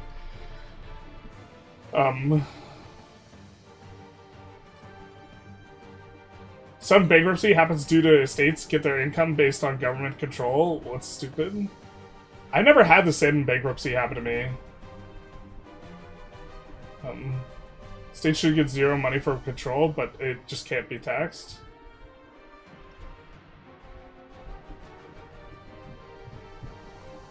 I think it's okay that they get their income based on control, because otherwise you really stop caring about control. Do you think Korea's in a better position than the Yuan vassals? Yeah, because you just... Once you full annex Yuan, you get all their vassals. But maybe not. Just noticed the patch been working all day. Welcome. Get into the Raiders comments. Sorry, I'm a little bit behind. Where would be a nice place to place capital in the Balkans? I think Constantinople's pretty good. Generalist ideas content, basically. We just finished our own Q&A. Do you see the hotfix for tomorrow? Yeah, we were running through the hotfix. Or, no, people have mentioned it, though. So generally you want at least 50. I think Constantinople's pretty good, because what you care about in terms of coastal... So the Balkans terrain sucks balls, yeah? And if you have to put it in the Balkans, you maybe want to put it in somewhere here, but I think generally you want to play coastal if you're talking about Balkans. And then if you're playing coastal, you want at least 50 harbor capacity, but after that, going in multiple directions simultaneously is important. In Constantinople, you go north along this coast, you go, east along this coast, you go south along this coast, and you go west along this coast. And so you're pushing control in 4 directions. So effectively, you're having, relative to a 2-coast location, you're pushing more directions. And so places like this are really good. I mean, perhaps just across the bay is slightly better, but like, I think in general, that's kind of the way you want to think about it. Dire Phalanx, thank you for the follow, Big Nice. Is there an exploit for killing a successor? He's 53, so maybe Admiral and send him to the edge of the world. Yeah, it's not 100% effective, but it is something you can do. So I do like Constantinople, but if you're talking about in here, which I think is what you're doing, let's check the rivers too. Yeah, I think it's somewhere in here. This is kind of where the clearing is at for you. Just the thing is, your access to, like, most of the Balkans sucks if you put this in here, right? Because you're going through a bunch of hills and mountains. Whereas, like, on the coast, you'd actually get kind of okay, like, into here pretty well. Maybe, like, here as well would make some sense.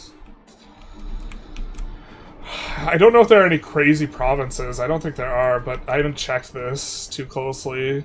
I mean, you care about wool, cotton, and iron. I already think your provinces look pretty good, though, over here. But maybe you were thinking somewhere other than Constantinople. Hey, Dire Failings, thank you for the Prime subscription. Much appreciated. 1.1 million manpower in 85, and then one location when the Sengoku hits. Yeah, basically. It's like that actually, like, as a new player dropping in, that has to be one of the, like, worst places to play. On top of, like, Yuan as well, just being really bad to play. So, like, the way it's handled, especially for, like, a new player, is just kind of, like, really bad. He noticed a raid? Holy shit. He did notice a raid. Do you know how the Sengoku Jedi works, perhaps? Well, when I played through it, it was bugged. It wasn't working properly. But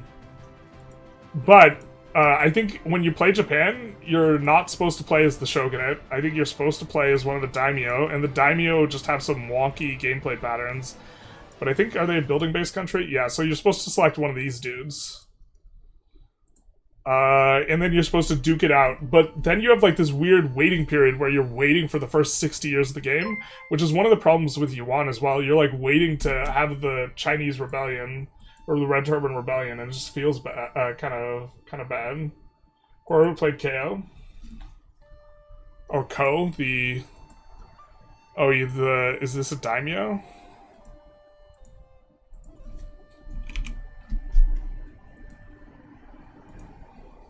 Okay.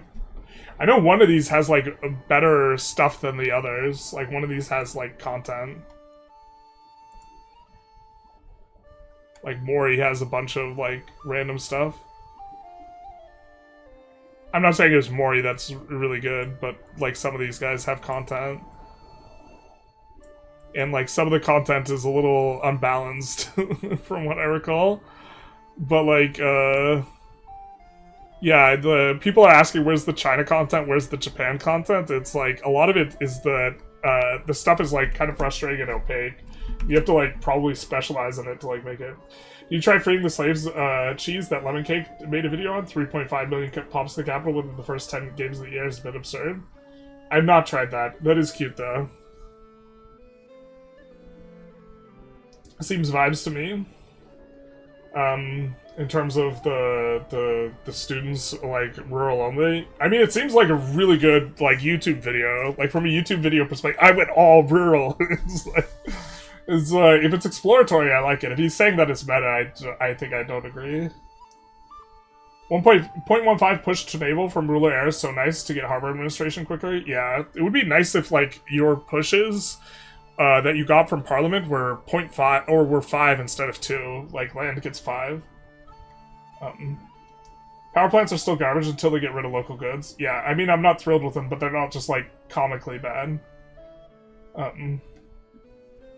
Playing Japan as the restored emperor, it's hilariously funny to take over Japan when the Sengoku Jedi fires. Thoughts on what to do with unprofitable, not fully filled buildings?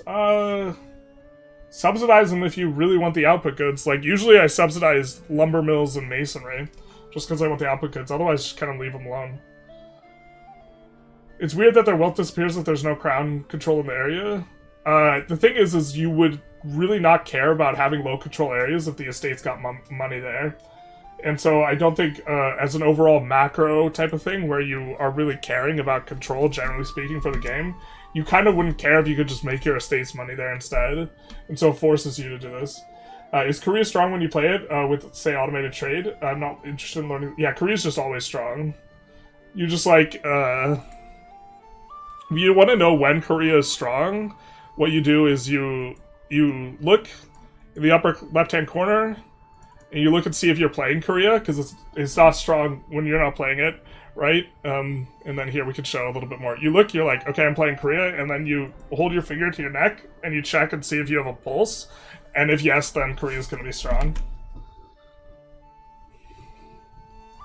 Yeah, I think you could just, I think you could automate everything, and Korea will do pretty well.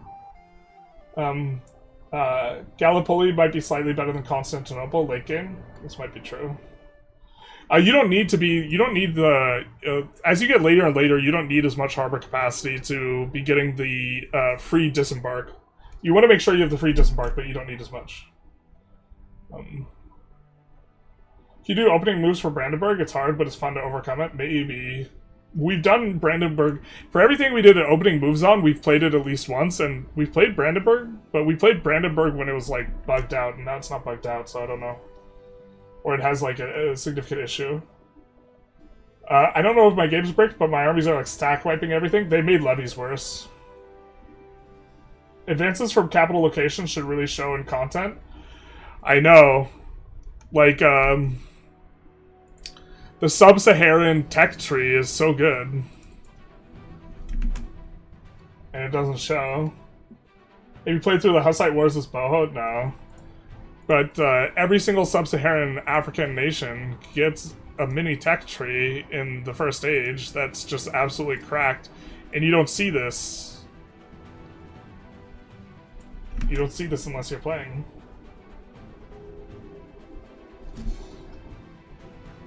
It'll be, it's always fun to see what people discuss what good nations are good, bad for beginners. I remember a EU4 run, and his Calachaqui in Southern Andes, it was a wild ride. Yeah, I would not recommend the Andes for a beginner.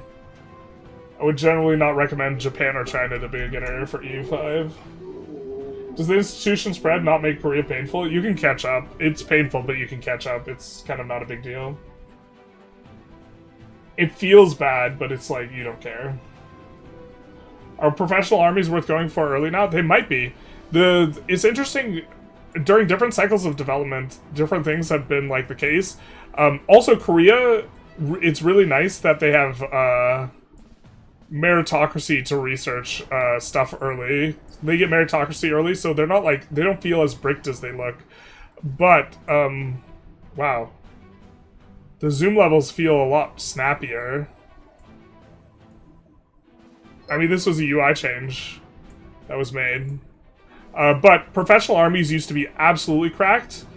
And now they're back somewhat. I hope they're not as cracked as they were before, because levies used to be stone worthless.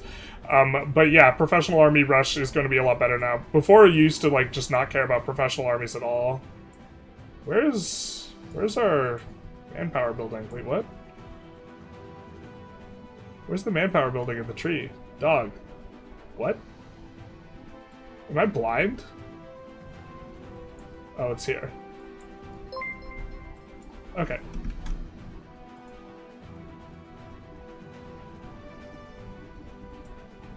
Yeah. RODCPT, thank you for the follow. Big Nice. Storm Recluse, thank you for the follow as well. #1 beginner EU5 country is Ottomans. The zoom change is so bad. Yeah, I don't like how snappy it feels. I don't know. I kind of don't like it. The update broke trade. Is that true? Yeah, it's kind of true. It's like overflows if you get too close to a thing. There's going to be a hotfix tomorrow. Let's answer some more questions, and then I think we gotta wrap up because I want to record so many videos today. Was so excited to 1v 500 at Crusade, but the Hussite Wars are broken if you're in a PU. Womp womp. I don't like the change to zooming. I don't think I like it either. I understand the idea because they don't want you to, like, be scrolling for forever to get in there, but, like, it just feels like 3 step ladders. It's just 1, 2, or it's 1, 2, 3, and that's it. And you just have 3 layers, and, like, I want... I think I want something in between this and this. Like, even if you make it stepladdery, this seems like... This could just be a being used to it thing, though. We were showing off... yeah, you actually have incredible content that's kind of Bornu. It's kind of an interesting country. Do they nerf it? Someone talked about... Well, it being nerfed was discussed.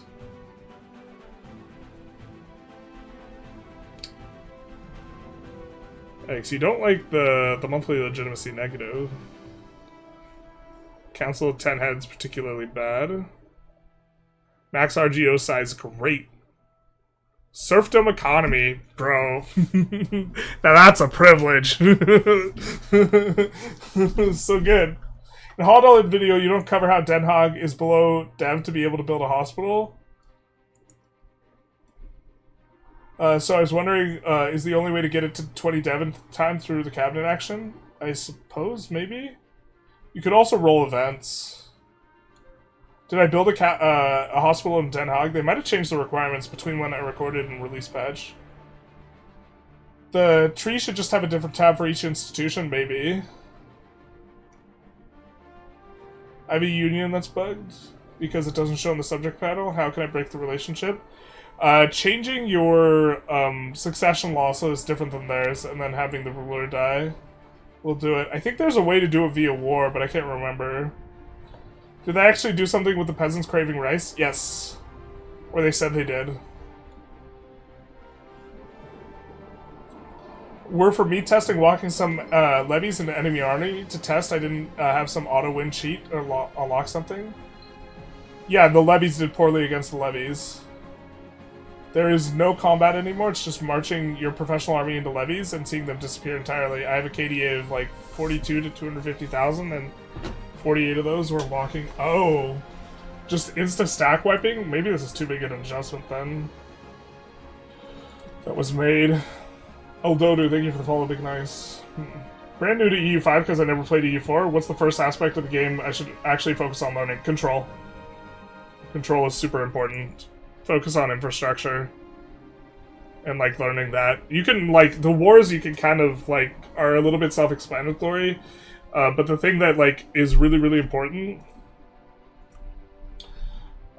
well, the first thing I would do is I would assign a bunch of hotkeys so that it's easier to look at information, but control is really important. Because this throttles how much money you get and also other stuff, and so learning to play around this is... yeah. You should wait until the hotfix to record videos. There's some that I don't need. I'm not going to record runs, I'm going to record tutorials, so I don't need it. Or if it's bugged, this is fine enough.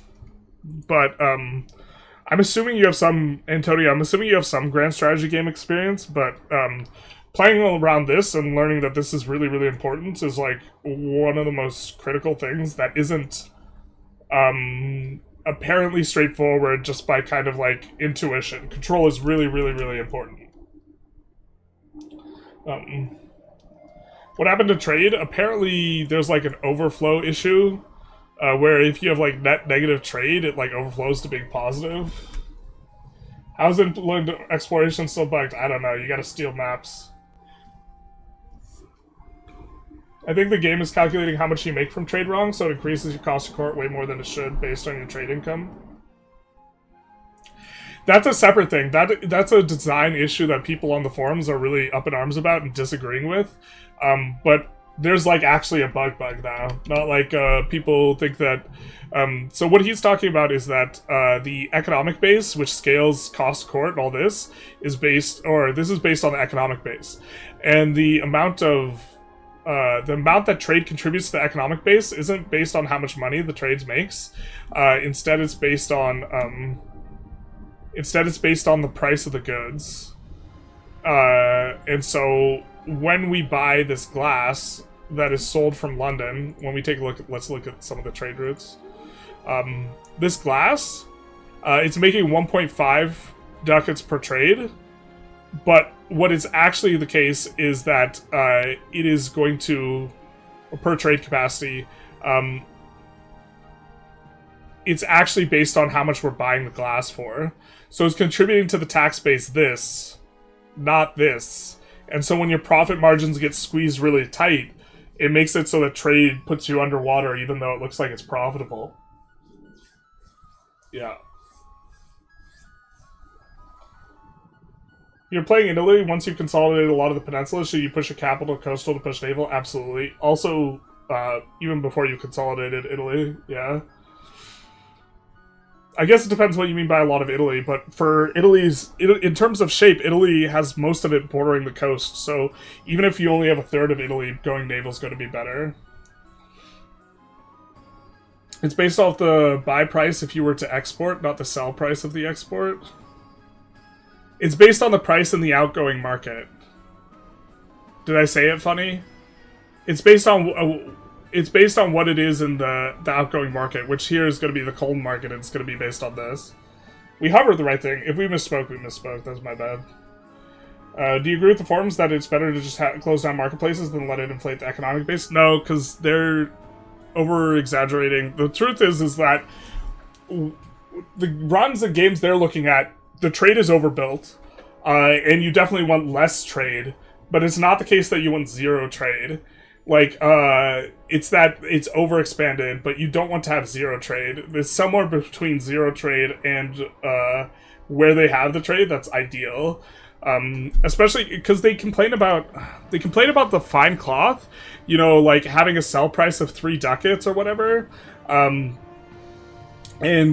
only giving you like 1.5 ducats of trade trade income, but they don't talk about like the sturdy grains giving you like 1.5 ducats in trade income and then only costing half a ducat. And so like the reverse is also happening. On the net, trade is profitable. What you should just do is like you look at what the margin of your worst trades is, and if this is starting to get below 1, it's going to be rough. And also I think a lot of people are like playing with fully maxed sliders, and trade will often be unprofitable if you have fully maxed sliders everywhere. But I don't think you're supposed to max sliders. I think, generally speaking, like, you kind of want to, like, kill your sliders. You know. There's a Chinese mod to show the hidden cost thing. It calculates proper profit. Good demonstration. It's English too, though. Yeah. Trade overflow bug is actually not new. It was reported on Friday. It's just that there's so much more unprofitable trade in the game to notice it. Oh, okay. Everyone's loading up their saves that were profitable before, but now there is a maintenance cost. Let's actually take a look at the maintenance cost on some of these. I know we're saying we're trying to wrap up, though, but let's kind of... so our profit... Yeah, our maintenance is 0.5, dogs. So that's 25% of our profit. The maintenance used to be 0.05. Yeah, maintenance used to be completely irrel, so... You play real game? We try. What's that mean? We're kind of just answering questions right now. There's also a hidden value of burger trade, which most players are missing. It's actually reducing your tax base and trade margin. All of the burger stuff is hyper opaque. Sliders would be for what you want to juice a particular stat to hit a target, yeah. Yeah, I mean, I think people want to be able to pay for all the sliders, and you can set up your tax so that you're net positive on tax for this way easier than you can trade. Is there ever a situation where you don't want to max the food slider? Yeah, probably. I think generally speaking you can't buy pops though, so generally speaking I'm probably going to be maxing the food slider unless I absolutely like can't do it. Is the monopoly privilege good? No, I think it's bad. I'm not 100% sure. One of the problems is diagnosing this is very, very difficult. Without, like, actually going through the burger trades in a systematic way, and currently the game's opaque and doesn't really let you do that. I want to see aggregated burger trades, and we don't get to see that. You mean trade monopolies, this one? Yeah. I've noticed none of the nobles demand fine cloth. Is this new? Yes. They have to have a certain wealth level, and then they'll start demanding more stuff, and they have to have a certain development level. This is new. It is part of the update. Multiplying maintenance by 10x, what could go wrong? Okay, before it was effectively free, so, like, I don't think it's insane. I think it's probably good. I think that maybe the number is, like, less than 10x, but I think it's at least 5x. So, feels like trade-focused nations should have an easier time. To me, it feels like a trade-focused nation should have an easier time maxing privileges. I'm not sure what you mean. Like, just maxing slotting in the privileges? Like, it should cost them less stuff? Not price, sorry, I meant sliders. Okay, okay. Yeah, that's maybe a design thing. That maybe you should, yeah, I think I agree, like, intuitively from a design perspective, that a trade-oriented nation should be able to max their sliders easier. To be fair, Republic can kill their cost of court slider easier and has many more modifiers for cost of court. And so, to some extent, they can max their sliders a little bit easier, but I think I agree with you. Artorius 308, thank you for follow. Big nice. It makes sense that Baron of some low population wouldn't buy fine cloth. Yeah. And it also makes it so that what these guys buy is actually going to scale with income. Although these guys... Yeah, these guys are net positive. And so the thing is you will have... This is also going to slow down the economy, because for a long time, you have had instances where the expenses exceed the income. And if there's scaling based on how much money you make, you can avoid that issue. So this is a way of slowing down the economy. Yeah, you see these guys' expenses aren't more than their income. It's basically in line with it. But now you can't hover expenses to see what they're eating. God damn it. Son of a bitch. Whoa, whoa, whoa. Gin and Juicy, Exit Blue, Outlier, thank you for the follow, big nice. Much appreciated. Saw you on Discovery, hello, hello. Hey Chris, it's been a while. Trade Monopoly doubly sucks because marketplaces give burgers 20% per level, so you're sacrificing rare mod for an insanely abundant one. I don't know exactly how those modifiers stack, though. I don't know if it's additive, like... I don't know if you get multiple...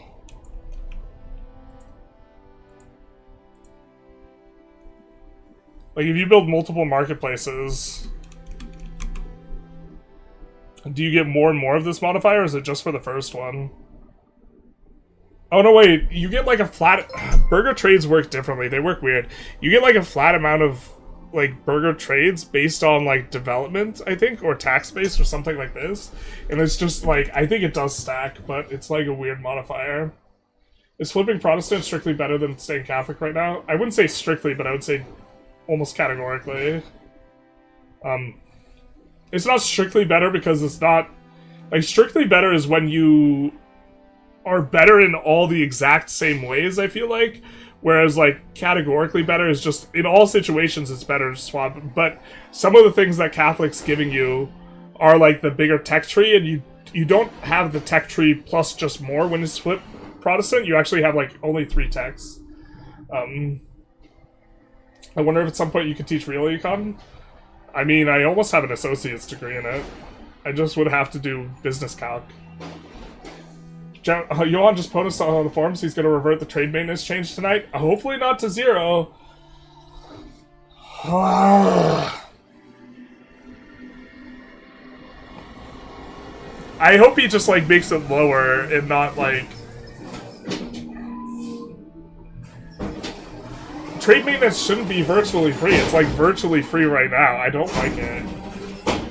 So they fixed every single one of the estates paying over double what they income in goods. I assume that that's going to be fixed, but I don't have a big sample size. I can load up a game. Should we just spoil our Carthage game where we're at? Probably not, huh?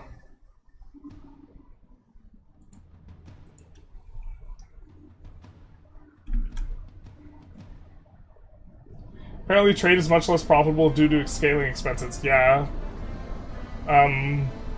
And also, when it is profitable, sometimes it loses you money. But they're going to be VOD of that. Yeah, there's not going to be a VOD. What we're going to have is going to be that we have this, which is going to be a very short kind of... There's going to be an overview. I'm going to do a video where it's going to be like probably 5 minutes of, I think, or maybe 10 minutes of, I think, the most important changes, which are we clipped and put off to the side as part of this. Right now we're just kind of doing Q&A mode. But let's see with this Austria game, if we peel a month, what our estates are doing. Also, if we just suddenly start losing a bunch of money.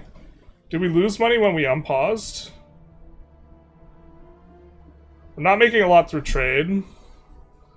Let's take a look at our nobles. Our nobles are eating more than they...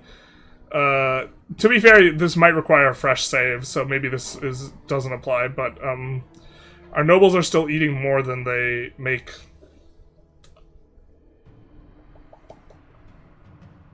There look like there are only a state that's doing that, though.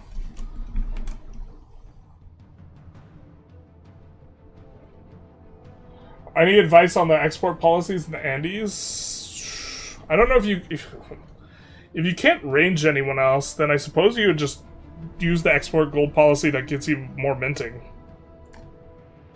I think that that's probably the case, right? Can you not range anyone? Oh, this isn't the one we wanted.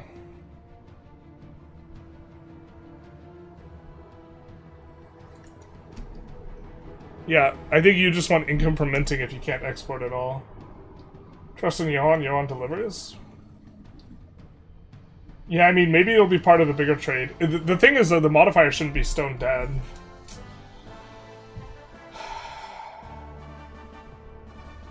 Oppose, we will restore trade maintenance to previous numbers. Negative trade values no longer break entire system. Privateers will be destroyed again.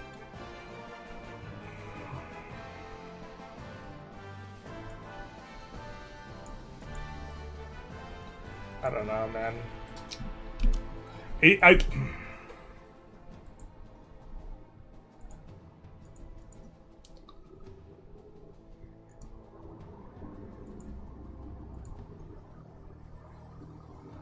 So, I mean, like, I get it here. Right now, this route would have our total profit. This route would be getting like 2.5 times as much money, right? Because our total trade maintenance is 7 and our total profit is 5. And if this were decreased to functionally 0, it'd be much better, but like, I hate that trade maintenance is like a dead modifier if it's like 1/10 this value. Like, why even have it in the game if you're gonna have it be so low? It's like, it's so functionally close to 0. If we're paying...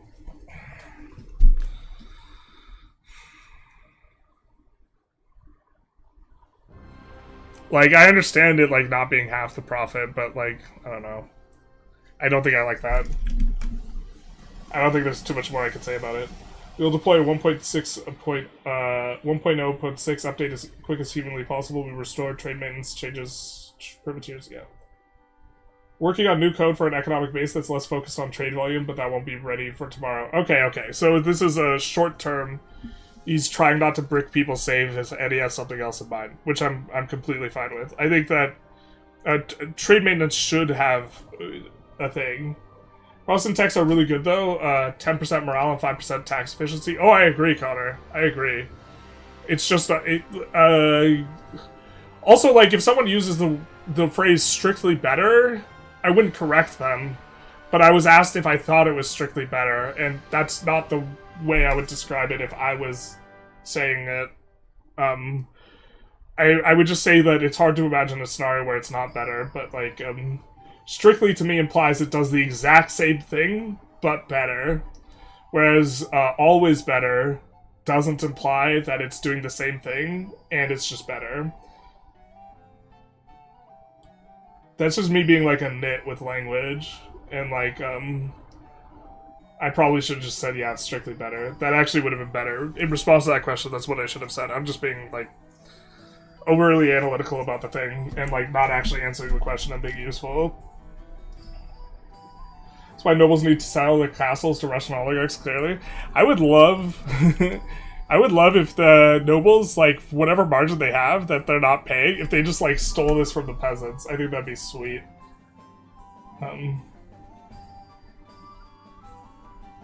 All your estates are eating more? Yeah, so it's supposed to scale.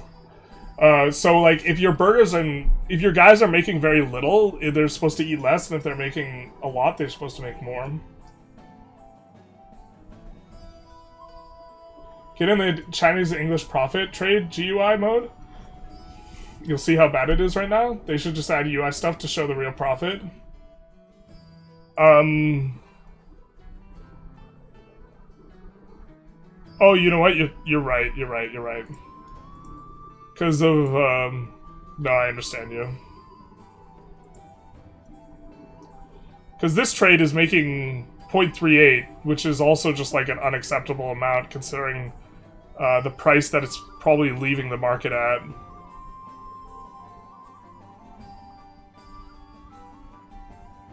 I still think in general, if you're making like over 1 ducat a trade, in the aggregate, your trades are probably net positive.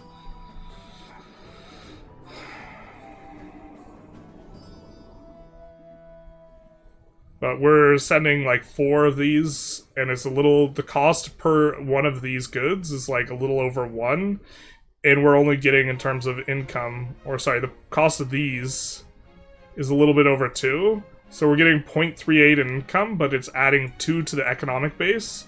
And our cost to court that we are paying, we're not actually paying the 21%.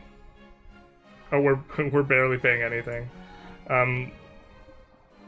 Let's call it 20% of this, so we're paying 4%.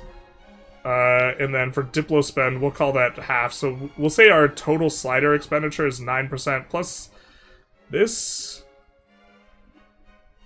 Oh, this is like flat based on painters, so let's just ignore this because it's not a slider percent.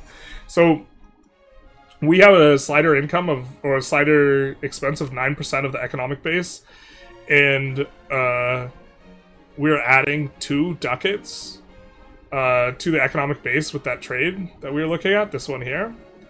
And so this is adding 0.2 to our costs, and or sorry, this is the one we're looking at. It's adding 0.2 to our costs, right? And the income we're getting, so even here, even with this, like our worst trade, with this we will get 0.38 times our crown power, which is 0.3, and so for this we will actually be underwater by around 0.09 in terms of the value of the trade, because we're going to get 0.3 times, let's call it 0.39, we're going to be getting 0.13 in value, and then, what was it? We were getting 0.2 in increased expenses, so we're underwater by like 0.07 or something like this. But the additional amount of this 0.38 is also going to our estates, so it's not actual dead money, it's just we have less income, but our estates get some more money, eh? And so... But I think what's happening with a lot of the people on the forums and stuff, they have built way more trade than we have.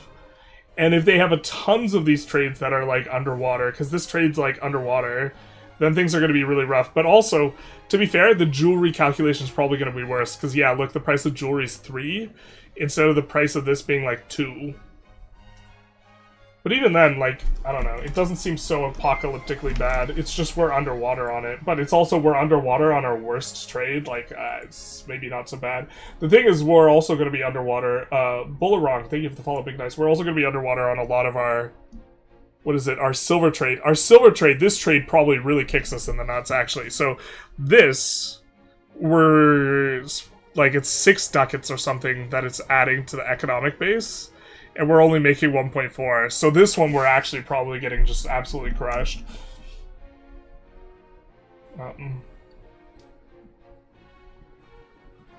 Why did they change trade to this? I forget the exact reason why it wasn't this instead of just expenses. I know there was a reason, but I can't remember the reason. I apologize. Trade maintenance being practically 0 at least helps account for the fact that trade scales with court cost. Yeah, so here's the... On a more broader macro sense, I'm, like, less upset about the way trade is calculated. Like, if there's something I would want to change, it's more to do with just the way that your costs scale linearly with your economic base in a way that... I don't really think this is that great a simulation. It's just an okay way of linearly keeping the player from hitting blast off, but it's like kind of a brute forcey mechanic that everything just scales with your economic base in terms of costs. Over analyticism is why we must watch you. Maybe we should do the analysis. Tax base also increases events, so that's another cost of the marginal trades. Yeah, it is going to increase event cost. It also increases, like, some of the free money you can get, too, because it increases event benefits, and it increases the amount you get when you ask people for money or sell them locations. To be fair, they need to have the money for you to be able to do that. Well, would you say that answering strictly better to the question, that question would have been strictly better or just always better? Probably always better, not strictly better. Probably depends on the audience a little bit. Do you have any videos on colonization? No. One of the reasons we haven't done any videos on colonization is because there's, like, multiple aspects in which it's kind of broken right now. Like, one in which you can't, like, explore inland. So maybe you load up a little bit of a Carthage save. But not, like, a more recent one. I think episode 5 is where we're on. Let's load up this. If you make all your trades unprofitable, you get infinite money. Yeah, that's just an issue. Saying something is strictly better is almost always strictly not true. Yep. Almost always. I like how you put the qualification in there. Almost always strictly. Almost strictly is like a little bit of a... you're negating the thing that you're saying. Yeah, so like not being able to colonize inland is an issue. That the people who you build slave centers in can just close the slave centers is also a problem, I think. Oh, and they could just delete them too, it looks like. Actually. I know we built slave centers in this run. I'm pretty sure we built them at this point in time, or by this point in time. Did we not? Maybe we didn't build them yet, but if you build slave centers in other people's territory, they can just close the slave center. No slaves for you. So you have to keep it wildly profitable in their country. We could kind of just give broad strokes some stuff. But the big strength of colonization, and we talk about it in a couple of our videos, the big strength is that they're going to get massive bonuses to population growth. And it's going to scale down over time, but colonial traditions is still going to give huge population growth no matter what. We released colonies from people in Africa, which I think is just generally really strong. And they're also going to give a huge bump to developments. You can see here is going to be colonial heritage is basically doubling the development growth.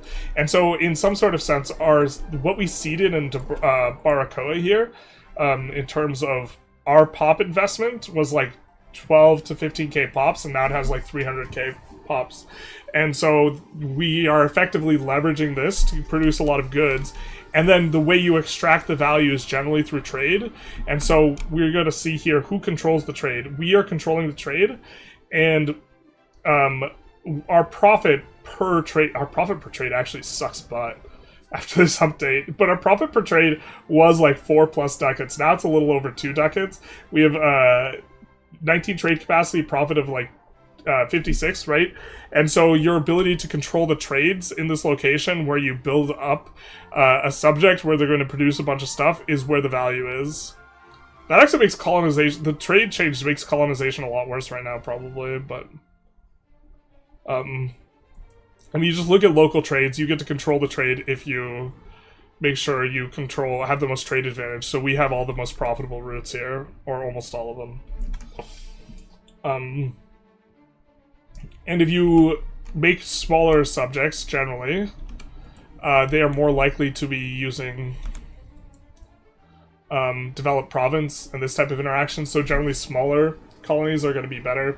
Eventually they start colonizing on their own, and there's reasons to like bigger ones, but that's kind of how we felt about it. So you see that Havana, on average, has more development than Barca, because it's been using dev province like this entire time.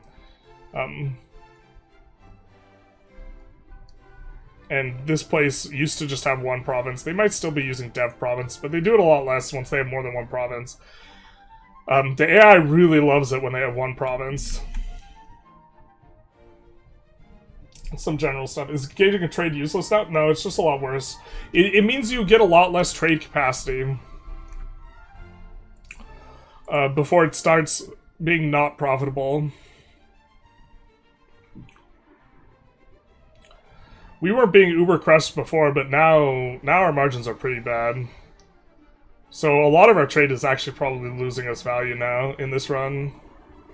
I think an average of like 2 ducats a trade is probably a decent spot to be in, where you're like, marginal trade's not going to be valuable for you, really. That's kind of, I think we passed this threshold with the update, maybe. So I need maintenance now to make money on trade? Yeah, but they're gonna roll it back tomorrow, it sounds like. The problem is that people think that maxing sliders is the meta. This is exactly the issue. People like we're spending a lot on sliders right now, and we're spending a lot on sliders paying cost of court, which is just a very, very small percentage, and also paying max Diplo spend. But people are like full paying like all the sliders. Oh, we're also paying a lot for dip, but we're also super rich. And so this is why we're going pretty high on the sliders, but this is absolutely the issue. Like, you should be not paying a lot for sliders, and this phenomena is not anywhere near as painful if you're not paying a lot on sliders. Like, if we were doing this for our slider situation, we can't do this because we're trying to maintain subjects, but the fact that this would make the margin by which our trades become negative profit would be much, much more difficult to cross. Is trade maintenance cost just deleting money? Yeah, I think it just deletes money. To be fair, trades just create money, so it's reversing the thing that just creates money. Yeah.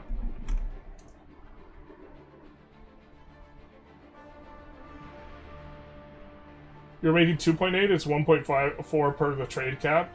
Yeah, we're thinking of it like in a per trade cap perspective. Just generally. Hey Troilies. Somehow the UI is more confusing to me than the patch before. The UI is like not very good for conveying like what's going on with the trade. The automated exploration and colonization is way better. The automation's way better? That's good to hear. I've done 2 colonization runs in the first 5 runs, and I don't like how it works very much. Yeah, that was like my one thing I specifically called out in my review. In terms of a system, I would like it to be different. Because it's like, it's even more painful if you're like not Christian. Because slaves actually just don't work properly if you're not Christian. So the way that it works is like, if you have a slave building, all the slaves, we have 17k slaves here, all the slaves work in the RGO first. And then it only pulls enough slaves to cover the RGO, and then all the marginal slaves work in the plantation, but we're not pulling any more slaves here, so plantation's effectively dead building. So, like, this is why I haven't made, like, a colonization tutorial, is because, like, a lot of the things that are really important for colonization, like plantations, just don't seem to even be working properly. I think part of this, though, is that, since we're Sunni, I think they're testing a lot of this stuff on Catholic. Some of this might be the fact that we're Sunni, and this permits slaves working with raw materials, and if you don't have this modifier, the plantations maybe work properly, but I don't know. Colonization shouldn't be haram, you know what I mean? It kind of is haram, though, because you want to be able to ship around liquor to be able to colonize easier, because it requires liquor to explore, and you can't export liquor. Or you can't import liquor to your markets. So, you see, the markets where we're the only person in them, we can't send liquor there. They removed making colonies in Africa, or is it just North Africa? I think it's just North Africa, which I think is good. Would you say that conquering West Africa would be the most profitable way to colonize than the New World? Yeah, probably conquering West Africa is better, which is what we've done here. You can't really tell that easily, but like these are our colonies in West Africa. Because you're applying that population growth percentage to a much bigger pop, and also there's a ton of saffron and gold down here anyways, so like, our investment was we took 3 locations off of Mali, and now we have a subject that went from 72k pops to 300k pops, and is feeding us a bunch of trade capacity and trade advantage in this. Like, we don't have any locations in this market. We have 15 trade capacity. Now, to be fair, it's kind of currently gutted a little bit by the stuff, but even with all that extra trade maintenance, this is what we're making per trade cap. Pops will not demand some food goods if they're not locally produced. Your Chinese pops can finally be satisfied now? Yeah, they won't be demanding sturdy grains. Did they remove malaria? They removed malaria. I'm not They removed malaria, and it's probably an improvement overall, but it's definitely a band-aid.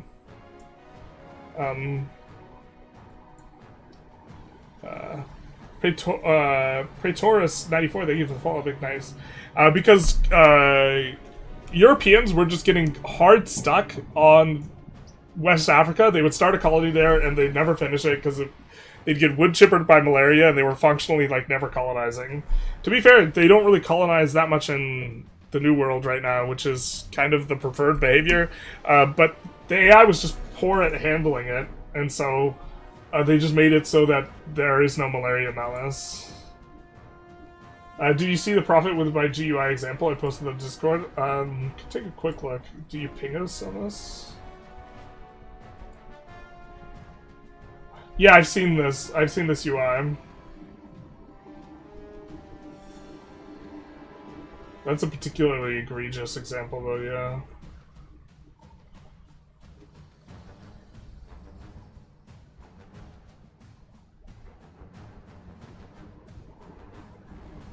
But you're looking at something with a trade profit of 0.2, and it's having a net profit of, or 0.04, and now it's like its actual profit is 0.02.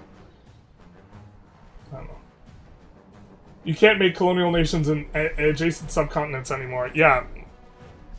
That is the change. Here, let's actually open up the subcontinents. Which I think this is a good change. I think you also shouldn't be able to build plantations in adjacent subcontinents. I don't know if that's also been added. I think it probably hasn't. We got the Johan. People have been bringing in the Johan quotes. Seen people turning off auto trade and going from losing 300 ducats to making 100. Yeah, but it's the UI is unclear. They built too much trade. They didn't have a good way of knowing that they built too much trade, and they thought they were building something good. And I don't think we would go to making like enormous amounts if we just. I mean, we could check. We could check it. We could see if I'm wrong. I think we might lose. Well, with the new changes, I think we might be making more money if we turned off trade. But we're making 3,700 right now. Let's double check our tax, because I do think we have. Yeah, we have the Parliament approved taxes right now, I think. So we'll just make sure that we have like 3,400 when we kind of make this change. But let's take trade off automation. Or we're gonna have to slide back all of our sliders, not like this.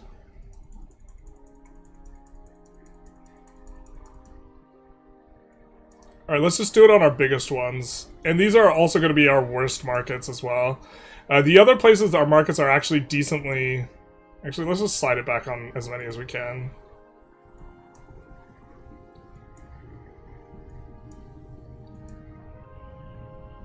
Or what were we making? 3,700? Before? Maybe I should have written it down. So we have to wait for the monthly tick to see the difference. And also, notably, something that trades do is they improve the prices of everything. And prices operate at an equilibrium, so we won't actually get the actual full price change, but we'll see how we look. I think that the rest of our markets should be relatively small. To be fair, though, some of our profit is, like, absolutely enormous in some of these markets where we barely have any capacity. I wish there was a better way to turn this all off. We tried to automate it and then de-automate it to do it, but didn't do what we wanted it to.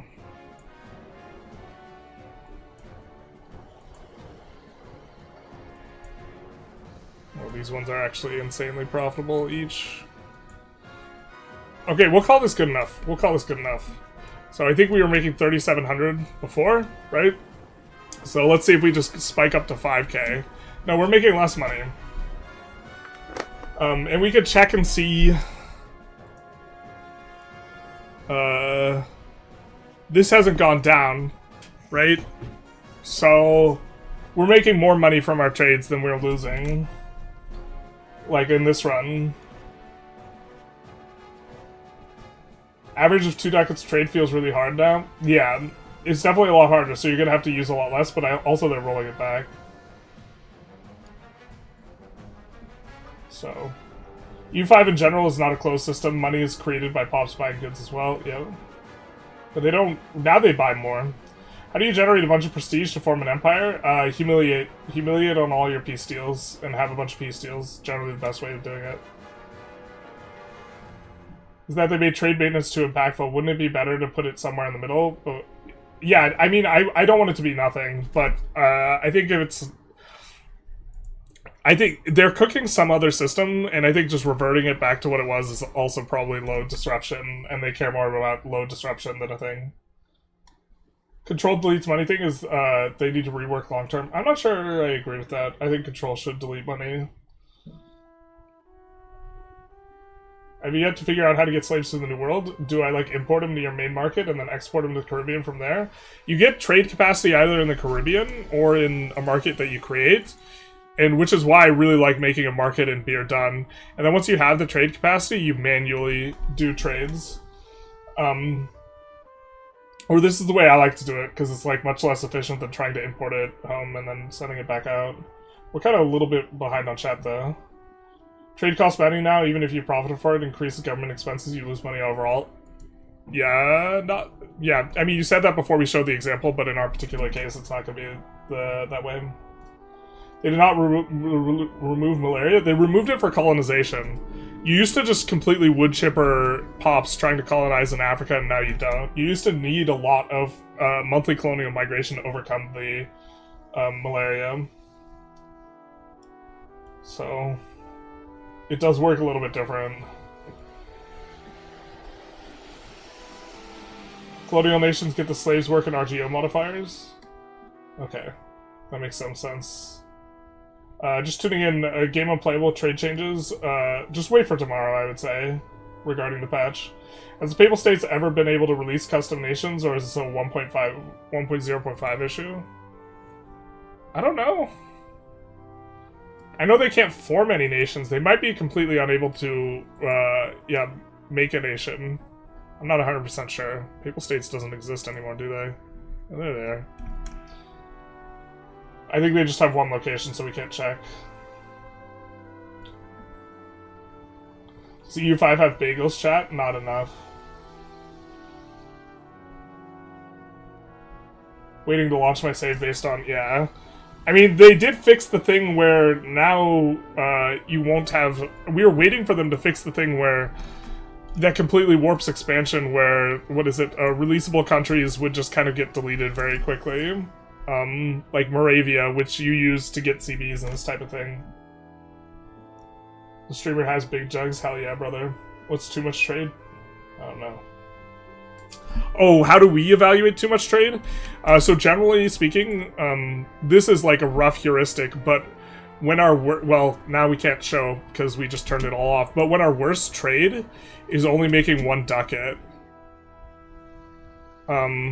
is generally kind of when we think is like the threshold. So here, we're not looking to add a bunch of trade in Naples. To be fair, this is just like a few trade capacity that's under a ducat, so it's probably not too big a deal. But as the trade starts to get under 1 ducat per trade cap, that's kind of when I start pulling back on it or not adding more.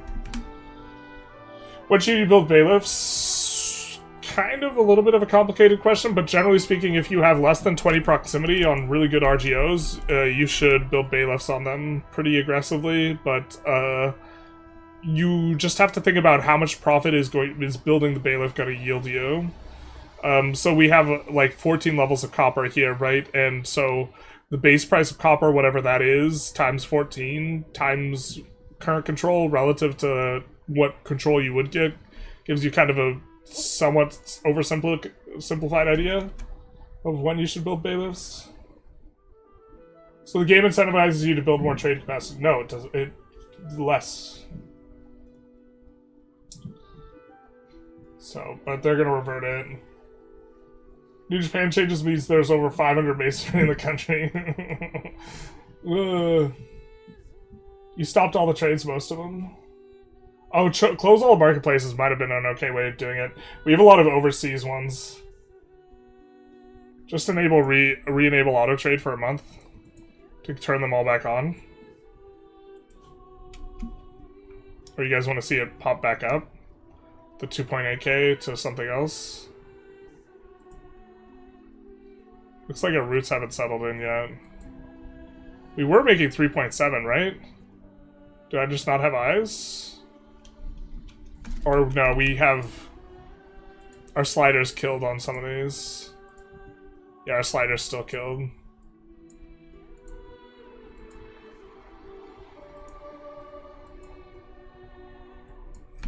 Just reloading our game is actually probably faster. Stab and dip slider are down. Yeah, I mean, I think people in general are overpaying for the sliders.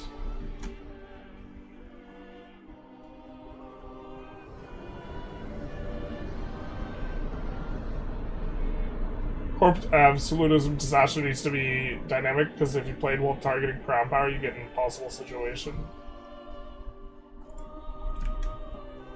They're hotfixing tomorrow, yeah. I ping your Discord, perfect example of vanilla showing profit, but hidden costs actually making you lose money. Yeah, I agree. But it's not a huge, like, differential. So we killed the sliders, right? Oh, were we making 300 more ducats? Maybe we rerun this test? I think we killed our sliders before we did the test, right? We killed this slider and this slider, and we were making 3,600, and then it dropped to 2,400 when we deleted all of our trade. Right? Maybe I'm misremembering something. What's the best micronation to build a trade empire? But you guys maybe want us to run the test with this high. Which that's maybe a fair point. I'm not sure that we'll stay profitable if this is high, but okay, we're making 2k now, and then as suggested, we're just going to turn off the marketplaces. Do we see anything that gives us trade capacity, actually?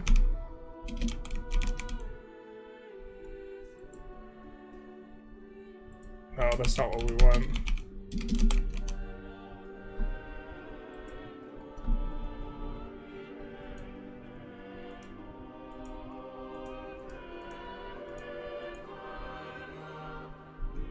So we're making 2k. All our trades should get bricked by turning off these buildings.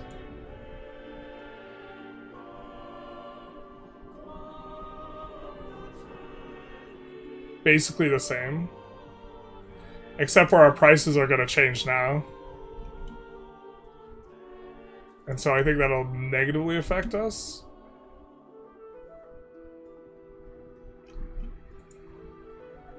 So with this big slider expenditure, we're roughly break even on our trades.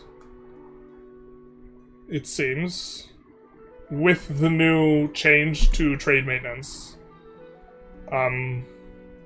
So before that change, this would have been decreasing our money a lot. So the heuristic we're using is kind of roughly okay, which is 1 ducat. Is the sub 1 ducat heuristic based on the opportunity costs of other investments? To some extent, but like you'll be somewhat profitable with 1 ducat. I mean, I don't build regular production buildings if they're getting me less than half a ducat, generally. Unless I know that they're getting enough production efficiency from economies of scale that it's going to overcome it. So, like, this is earning like 1.5 ducats a level, so this is worth expanding. Just trying to cook the numbers, not like this. Is the irrigation building worth building? Yeah, it's good building. Pre-1550, it's overpaying, but once you get so much money, you might as well spend on max sliders because the benefits are going to be better than saving up another 1 billion in the treasury. Yeah, something like this. Test out professional armies versus levies to see how ridiculous it is. I mean, I remember the times when levies were actually stone useless, so I imagine it's less than that. Looks like there's still trade coming in.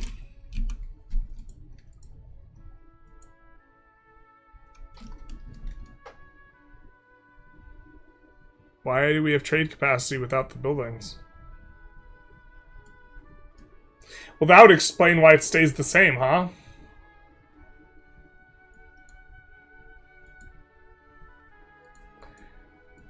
That's interesting. Alright, we're just gonna kill our actual worst ones, which is not reflective of our overall trade route, okay? On average, we have so much trade capacity in these areas. Oh, we only killed it in the one market. I'm stupid.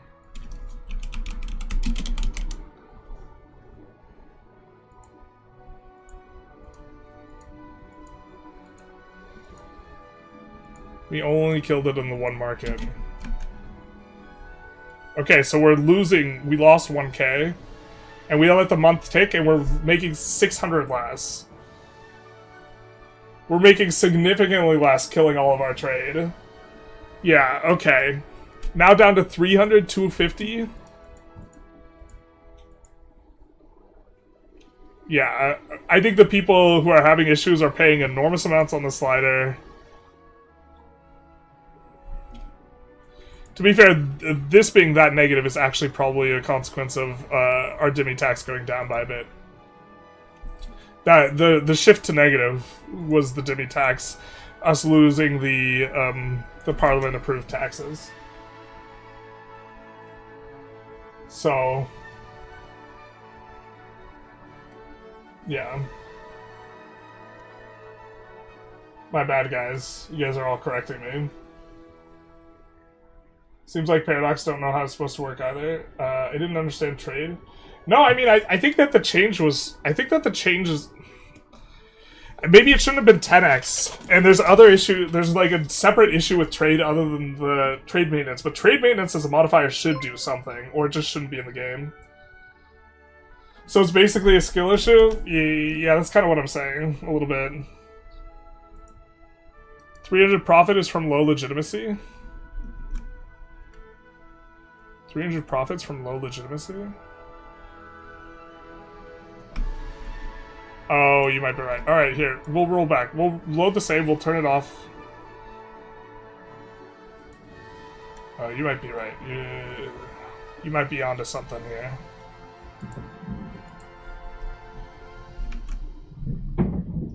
Did we see the piracy stuff? Yeah, piracy is one of the reasons why I think, yeah, you just shouldn't play until tomorrow, probably.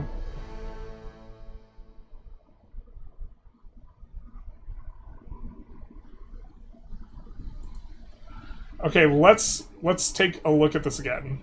Okay, we're making 2.1k. Let's take a look at our cost of court is 900. Okay, we're making 2.1k. Our cost of court is 900 because we want to make sure that our cost of court actually is going to go down. So we're going to deselect the market. We're going to go trade capacity to owner.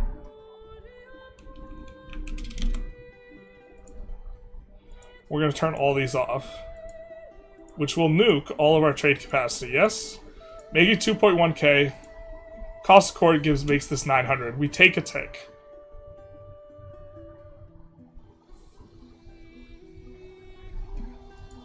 The stability is a little bit of a confound. 2.3k. Oh, some of this is... Our expected cost of court went down.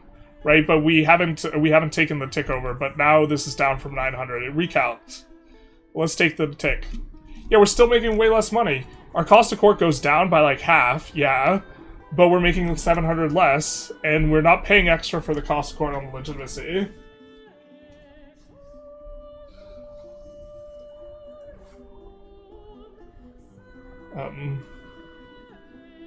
I'm definitely pro cranking the slider, but it's not that bad if you need to turn it down a bit sometimes.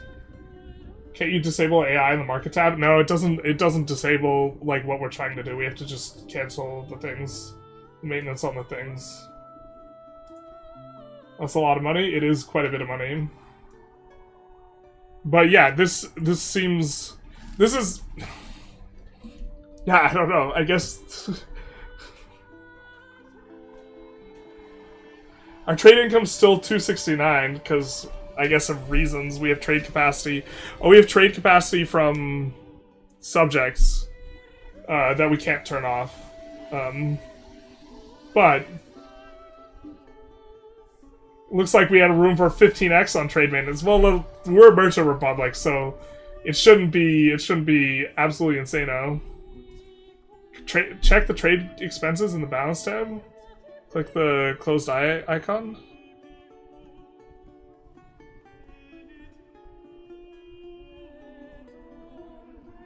Click the closed eye icon. I don't know what you're talking about. Oh, this?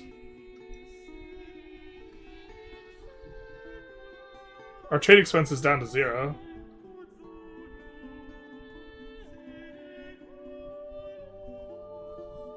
Maybe a bug? Maybe a bug that we're not losing a shitload of money?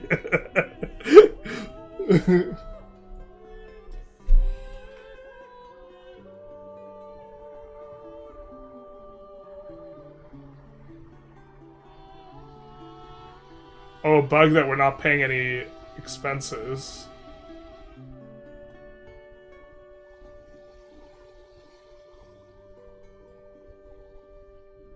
Having crown power sort of fixes this issues. You're absolutely right. We don't even have a lot of crown power, though. Because this run has some issues.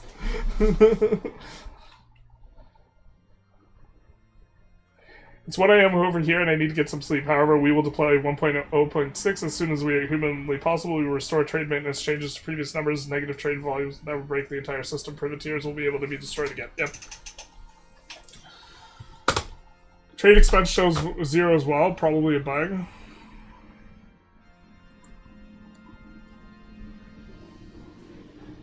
Yeah, it shouldn't be stone 0.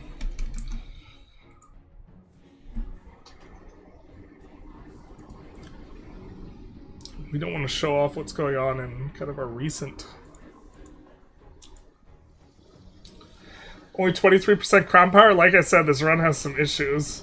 It's a bit more difficult to get the crown power up as a republic.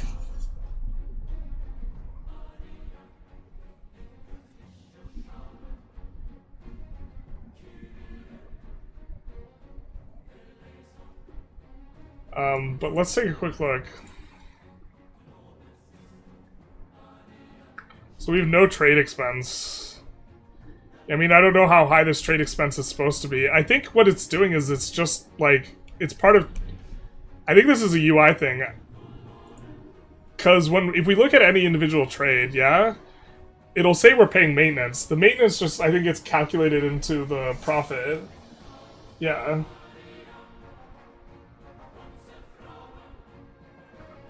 I do think I'd be curious how this plays out early game Venice, like during your first video. Yeah, I'm not sure. The pirates changes kill you? Yeah, that's why I would recommend not playing today, not the trade. I think the trade is actually manageable here. You have almost double the levies? That makes sense, because what the changes they made for England. England seems like they'll be a lot stronger. But, yeah, after taking a look at this from one of my saves, I am very much less concerned that the trade income, that the thing is scaling with the cost of goods rather than trade income is an issue. They should definitely make it clear. Yeah, I agree that the UI should be more clear, but from a gameplay perspective, I don't think it's just like completely crushing trade.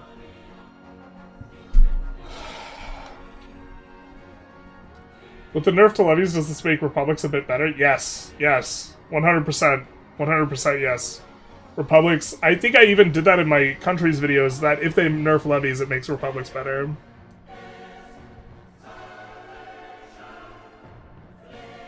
Not being able to tabulate expenses because your merchant's already factored in the profit. Main part I hate about trade is that I can't trade with anyone that isn't adjacent to me with the update.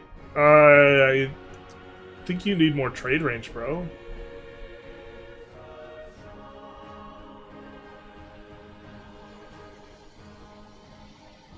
Oh, you mean in terms of it's not worth the capacity?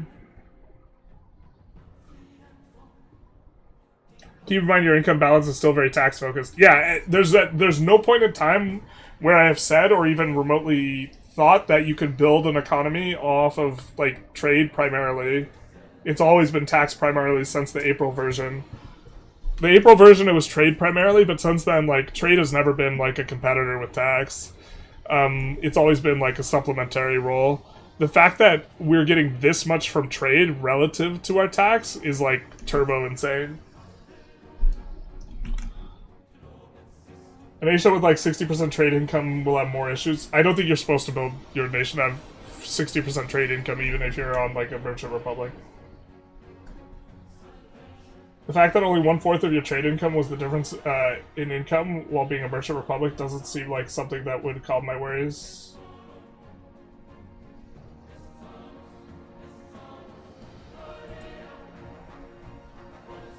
Well,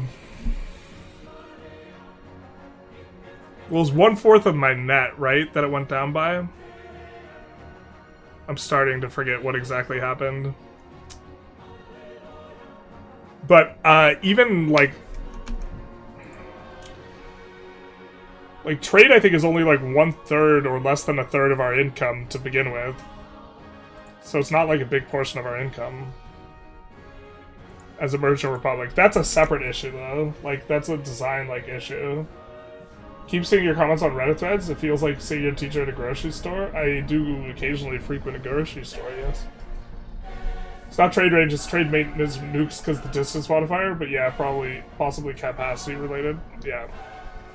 To be fair, we have a bunch of, we have multiple trade range overseas modifiers. Yeah, let's, in this run.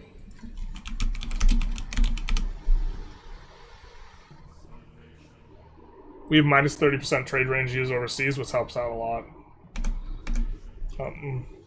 But like, let's just look at our budget before I'm pausing. Yeah, I mean, so of our 7k income, only 2k of it is trade. I'm not sure if there was more before the update, but like, this is like a separate type of criticism, is that it's overwhelmingly tax-based. Production is like way better than trade as a source of income. When do we get a theocratic run? Your recent video was lacking that section. I thought about doing a Pope Man run. Pope Man is kind of like a little bit silly, but maybe that's a little bit of fun. How much marketplace is costing you per, and how much do you have? The building maintenance is difficult to evaluate. It's not even, 189 is costing us this much. It's virtually nothing. Because this is also stimulating the economy, so this is adding to the tax base. And when you engage in trade, one of the things that trade's doing is adding buy and sell orders to your market, which usually just is increasing your tax base. 1/4 of the 200 trade income you had.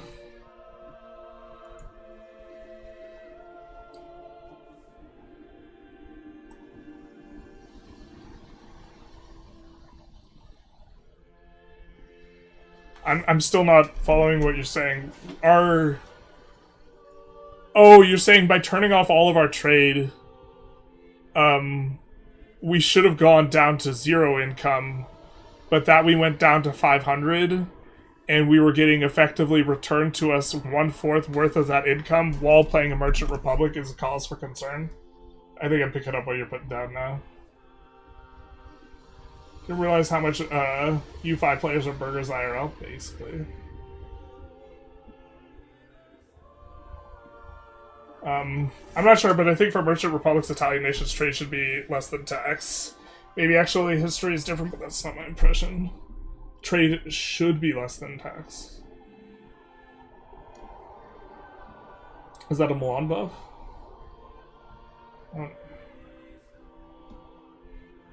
Let's see. I guess trade actually is more of your income because you're taxing burger trades. We're not taxing the burgers much at all. I don't know what you're talking about. What burgers tax? Lord Watcher here, love your content in the game. Thank you so very much. No, you got back 3/4. Oh, okay. Oh, so this went down to 1,500? I'm sorry, I'm misremembering. So you only lost 1/4 of it by turning it all off? Yeah, you know what? That's fair. Maybe that is a yikes. If that's what happened. In my head, this went down to 500. I thought, but if it went down to 1,500... Yeah, what burger tax? Food goods not being in demand when not produced seems to be working for me. That's good. Yeah, what burgers tax? I don't know what you're talking about. Don't merchant republics get a huge reduction to trade maintenance, like 25? Oh, you know what? You're so right. We've also been getting more of this modifier. Let's load up a different save. Let's actually look at this though. How much we have? But that is right. We have like, I think we have like 80 or 90% reduction. We have minus 53%. Yeah, let's load up a different save, okay? And we're also the Age of Reformation. Okay. So it's the equivalent of 5x again.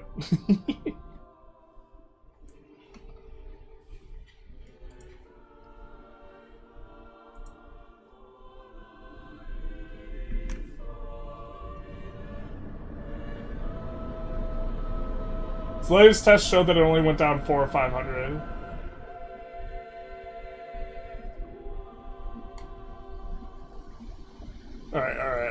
Alright.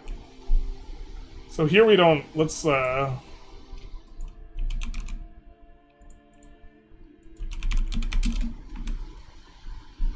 we don't have any modifiers here, okay? We're making 800.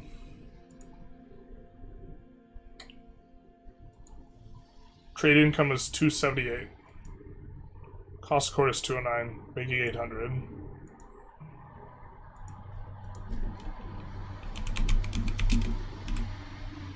Oh, trade capacity to owner. Alright, 800. Let's see what it goes to. Mind you, we were not building around the current trade maintenance modifier, so I'm expecting it to go down.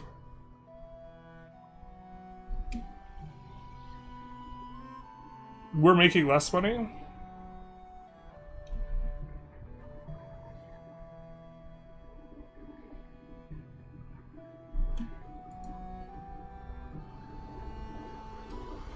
But basically the same amount of money. Yeah.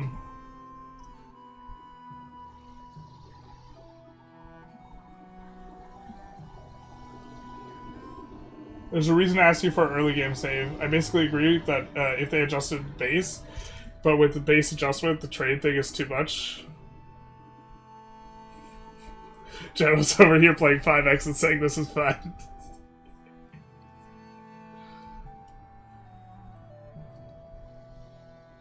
Trade went from 200 to 27. Is the market filter on again? No, we turned off the market filter. We were doing all markets. We closed all the marketplaces.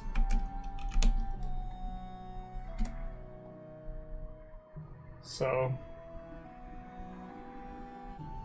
it's just a little bit less money we're making. Or I mean, we're actually making less money, not more. About the same. So all trade infrastructure basically does nothing in this setup. No. Because we have like... So in this run we have 36% crown power, so if you want to talk about getting more out of your trades, we're getting a lot out of our trades. But, and I think we're probably not paying a lot on sliders.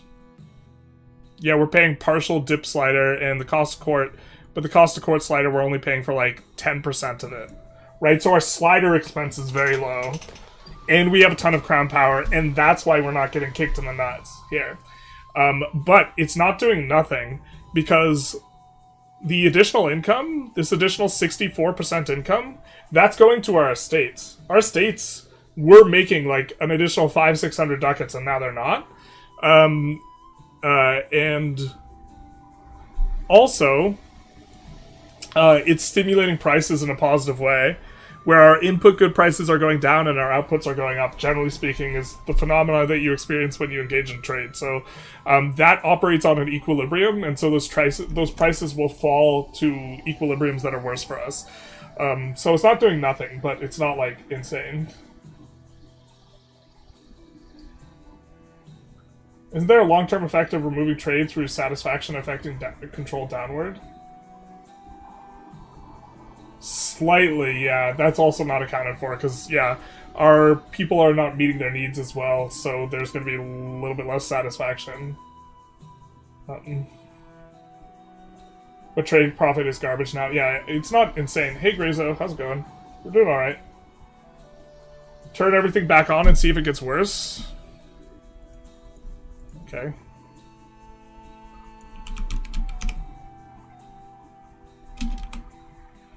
Oh, like maybe we needed to peel a month?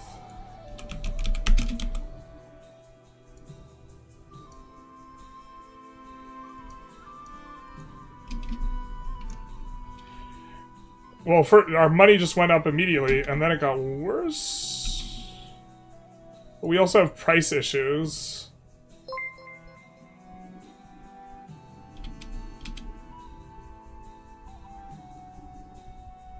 There's a lot of confounds, but it's effectively not really moving anything one way or the other. Our trade income also went down to 50. And now it's going up, because there's a lot of fiddliness with getting the trades to come back. Because it adds and then cancels and then adds and then cancels. Cage Art, thank you for the follow, Big Dice.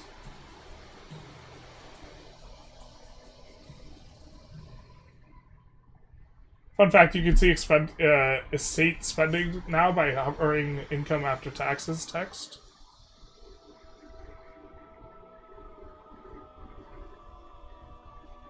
I mean, this is normally how I get to it. You're saying here?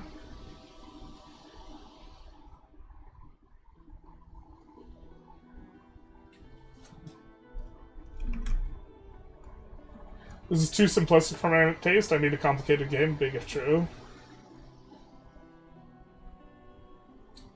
For nuked long-range trades for update, one example, Castile used to be able to trade rice from West Africa, and now you can't do it. Giving up. It's kind of funny there's a privilege you could give clergy that reduces levy size, considering now the only levy you can levy from them under specific circumstances. That's true. We've officially moved the needle? Almost. I mean, trade is also just a very small portion of our economy, though. Like, right? We have a total income of 1,800, and trade was, like, 200 of that, and now it's 70. And so, like, it's a very small portion of our income. So we didn't, like, super build out trade, and trade was, like, never a big chunk of it. Why again do we spend so much on exploration to find new routes for bad trades? Well, we haven't spent a bunch on exploration to find these trade routes and this type of thing.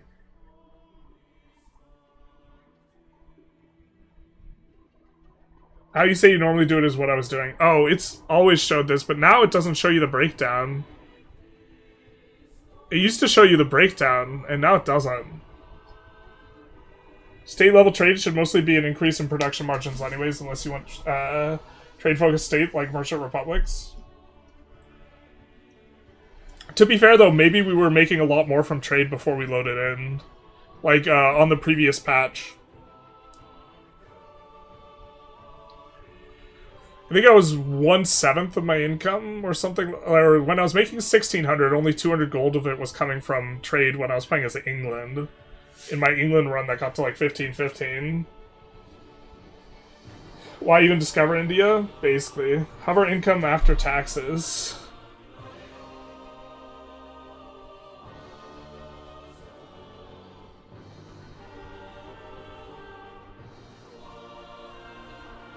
Not the monthly expenses modifier, you have to cover income after taxes text? Oh. It used to be right here, Connor. You used to hover this. And you would see the breakdown. Now you see it here. They moved it, yeah. Is that what you're trying to tell me? I'm probably just out of it. and not like processing correctly, if that's what you're trying to tell me. Yeah, yep. I lost 66% of my trade income after loading in this patch.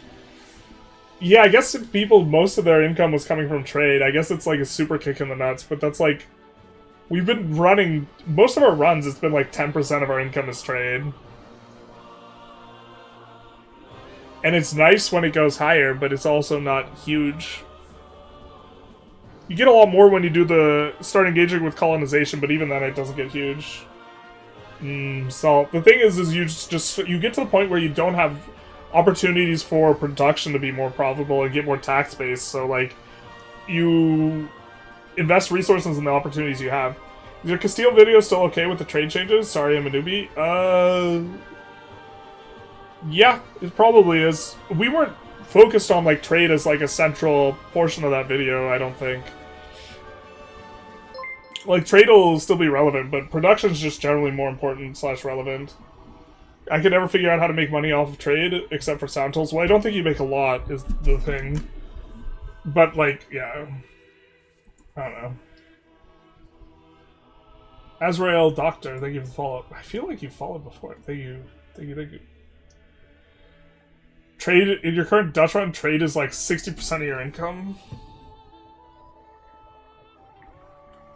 That's a lot, man.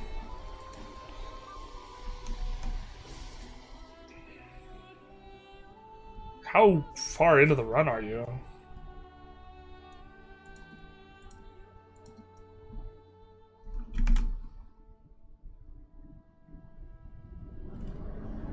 If not trade, where do you get in from tax? Tax. Yeah, people have been coming in to say the Johan. What is industry, basically? I'm just curious what this is. Before unpause, I don't know if it's already taking it into consideration, but okay, this is like not a very deep Netherlands run because we're only 40 years in, but out of our 70 ducats of income, only 10 is from trade. For us, you're 50-50. Yeah, okay, never mind. Comparing the two is like absurd. You're like 200 years ahead. Yeah.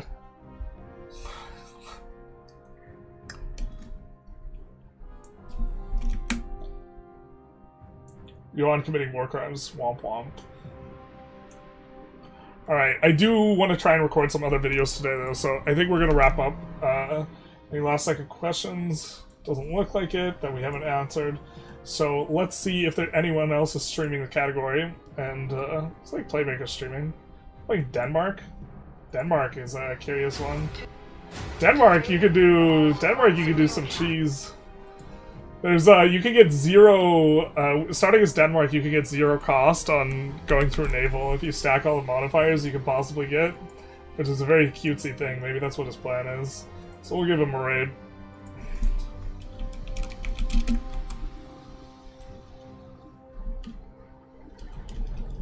Well, I don't think he reads his Twitch chat very much. We'll also link him to the YouTube.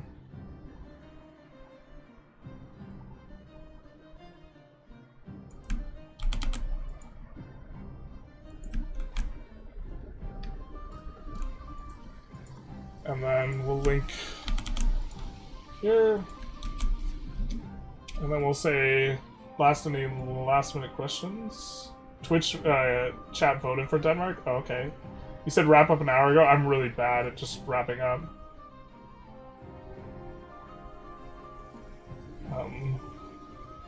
Ask a question you didn't see. Let's see if we can answer that real quick. How do you deal with subjects declaring war and pulling you in for favors? I keep having favors used on me.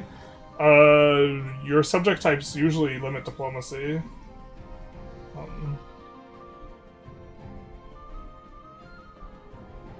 Have you seen Late's Cahokia run? I don't have any. I haven't seen it. I don't have thoughts on it. Other than, in general, I think that they don't really have too much incentives for you to play in Americas. I think America's runs look kind of miserable in general. But anyways, bye-bye, everyone. See ya. We're gonna send out the raid on the Twitch.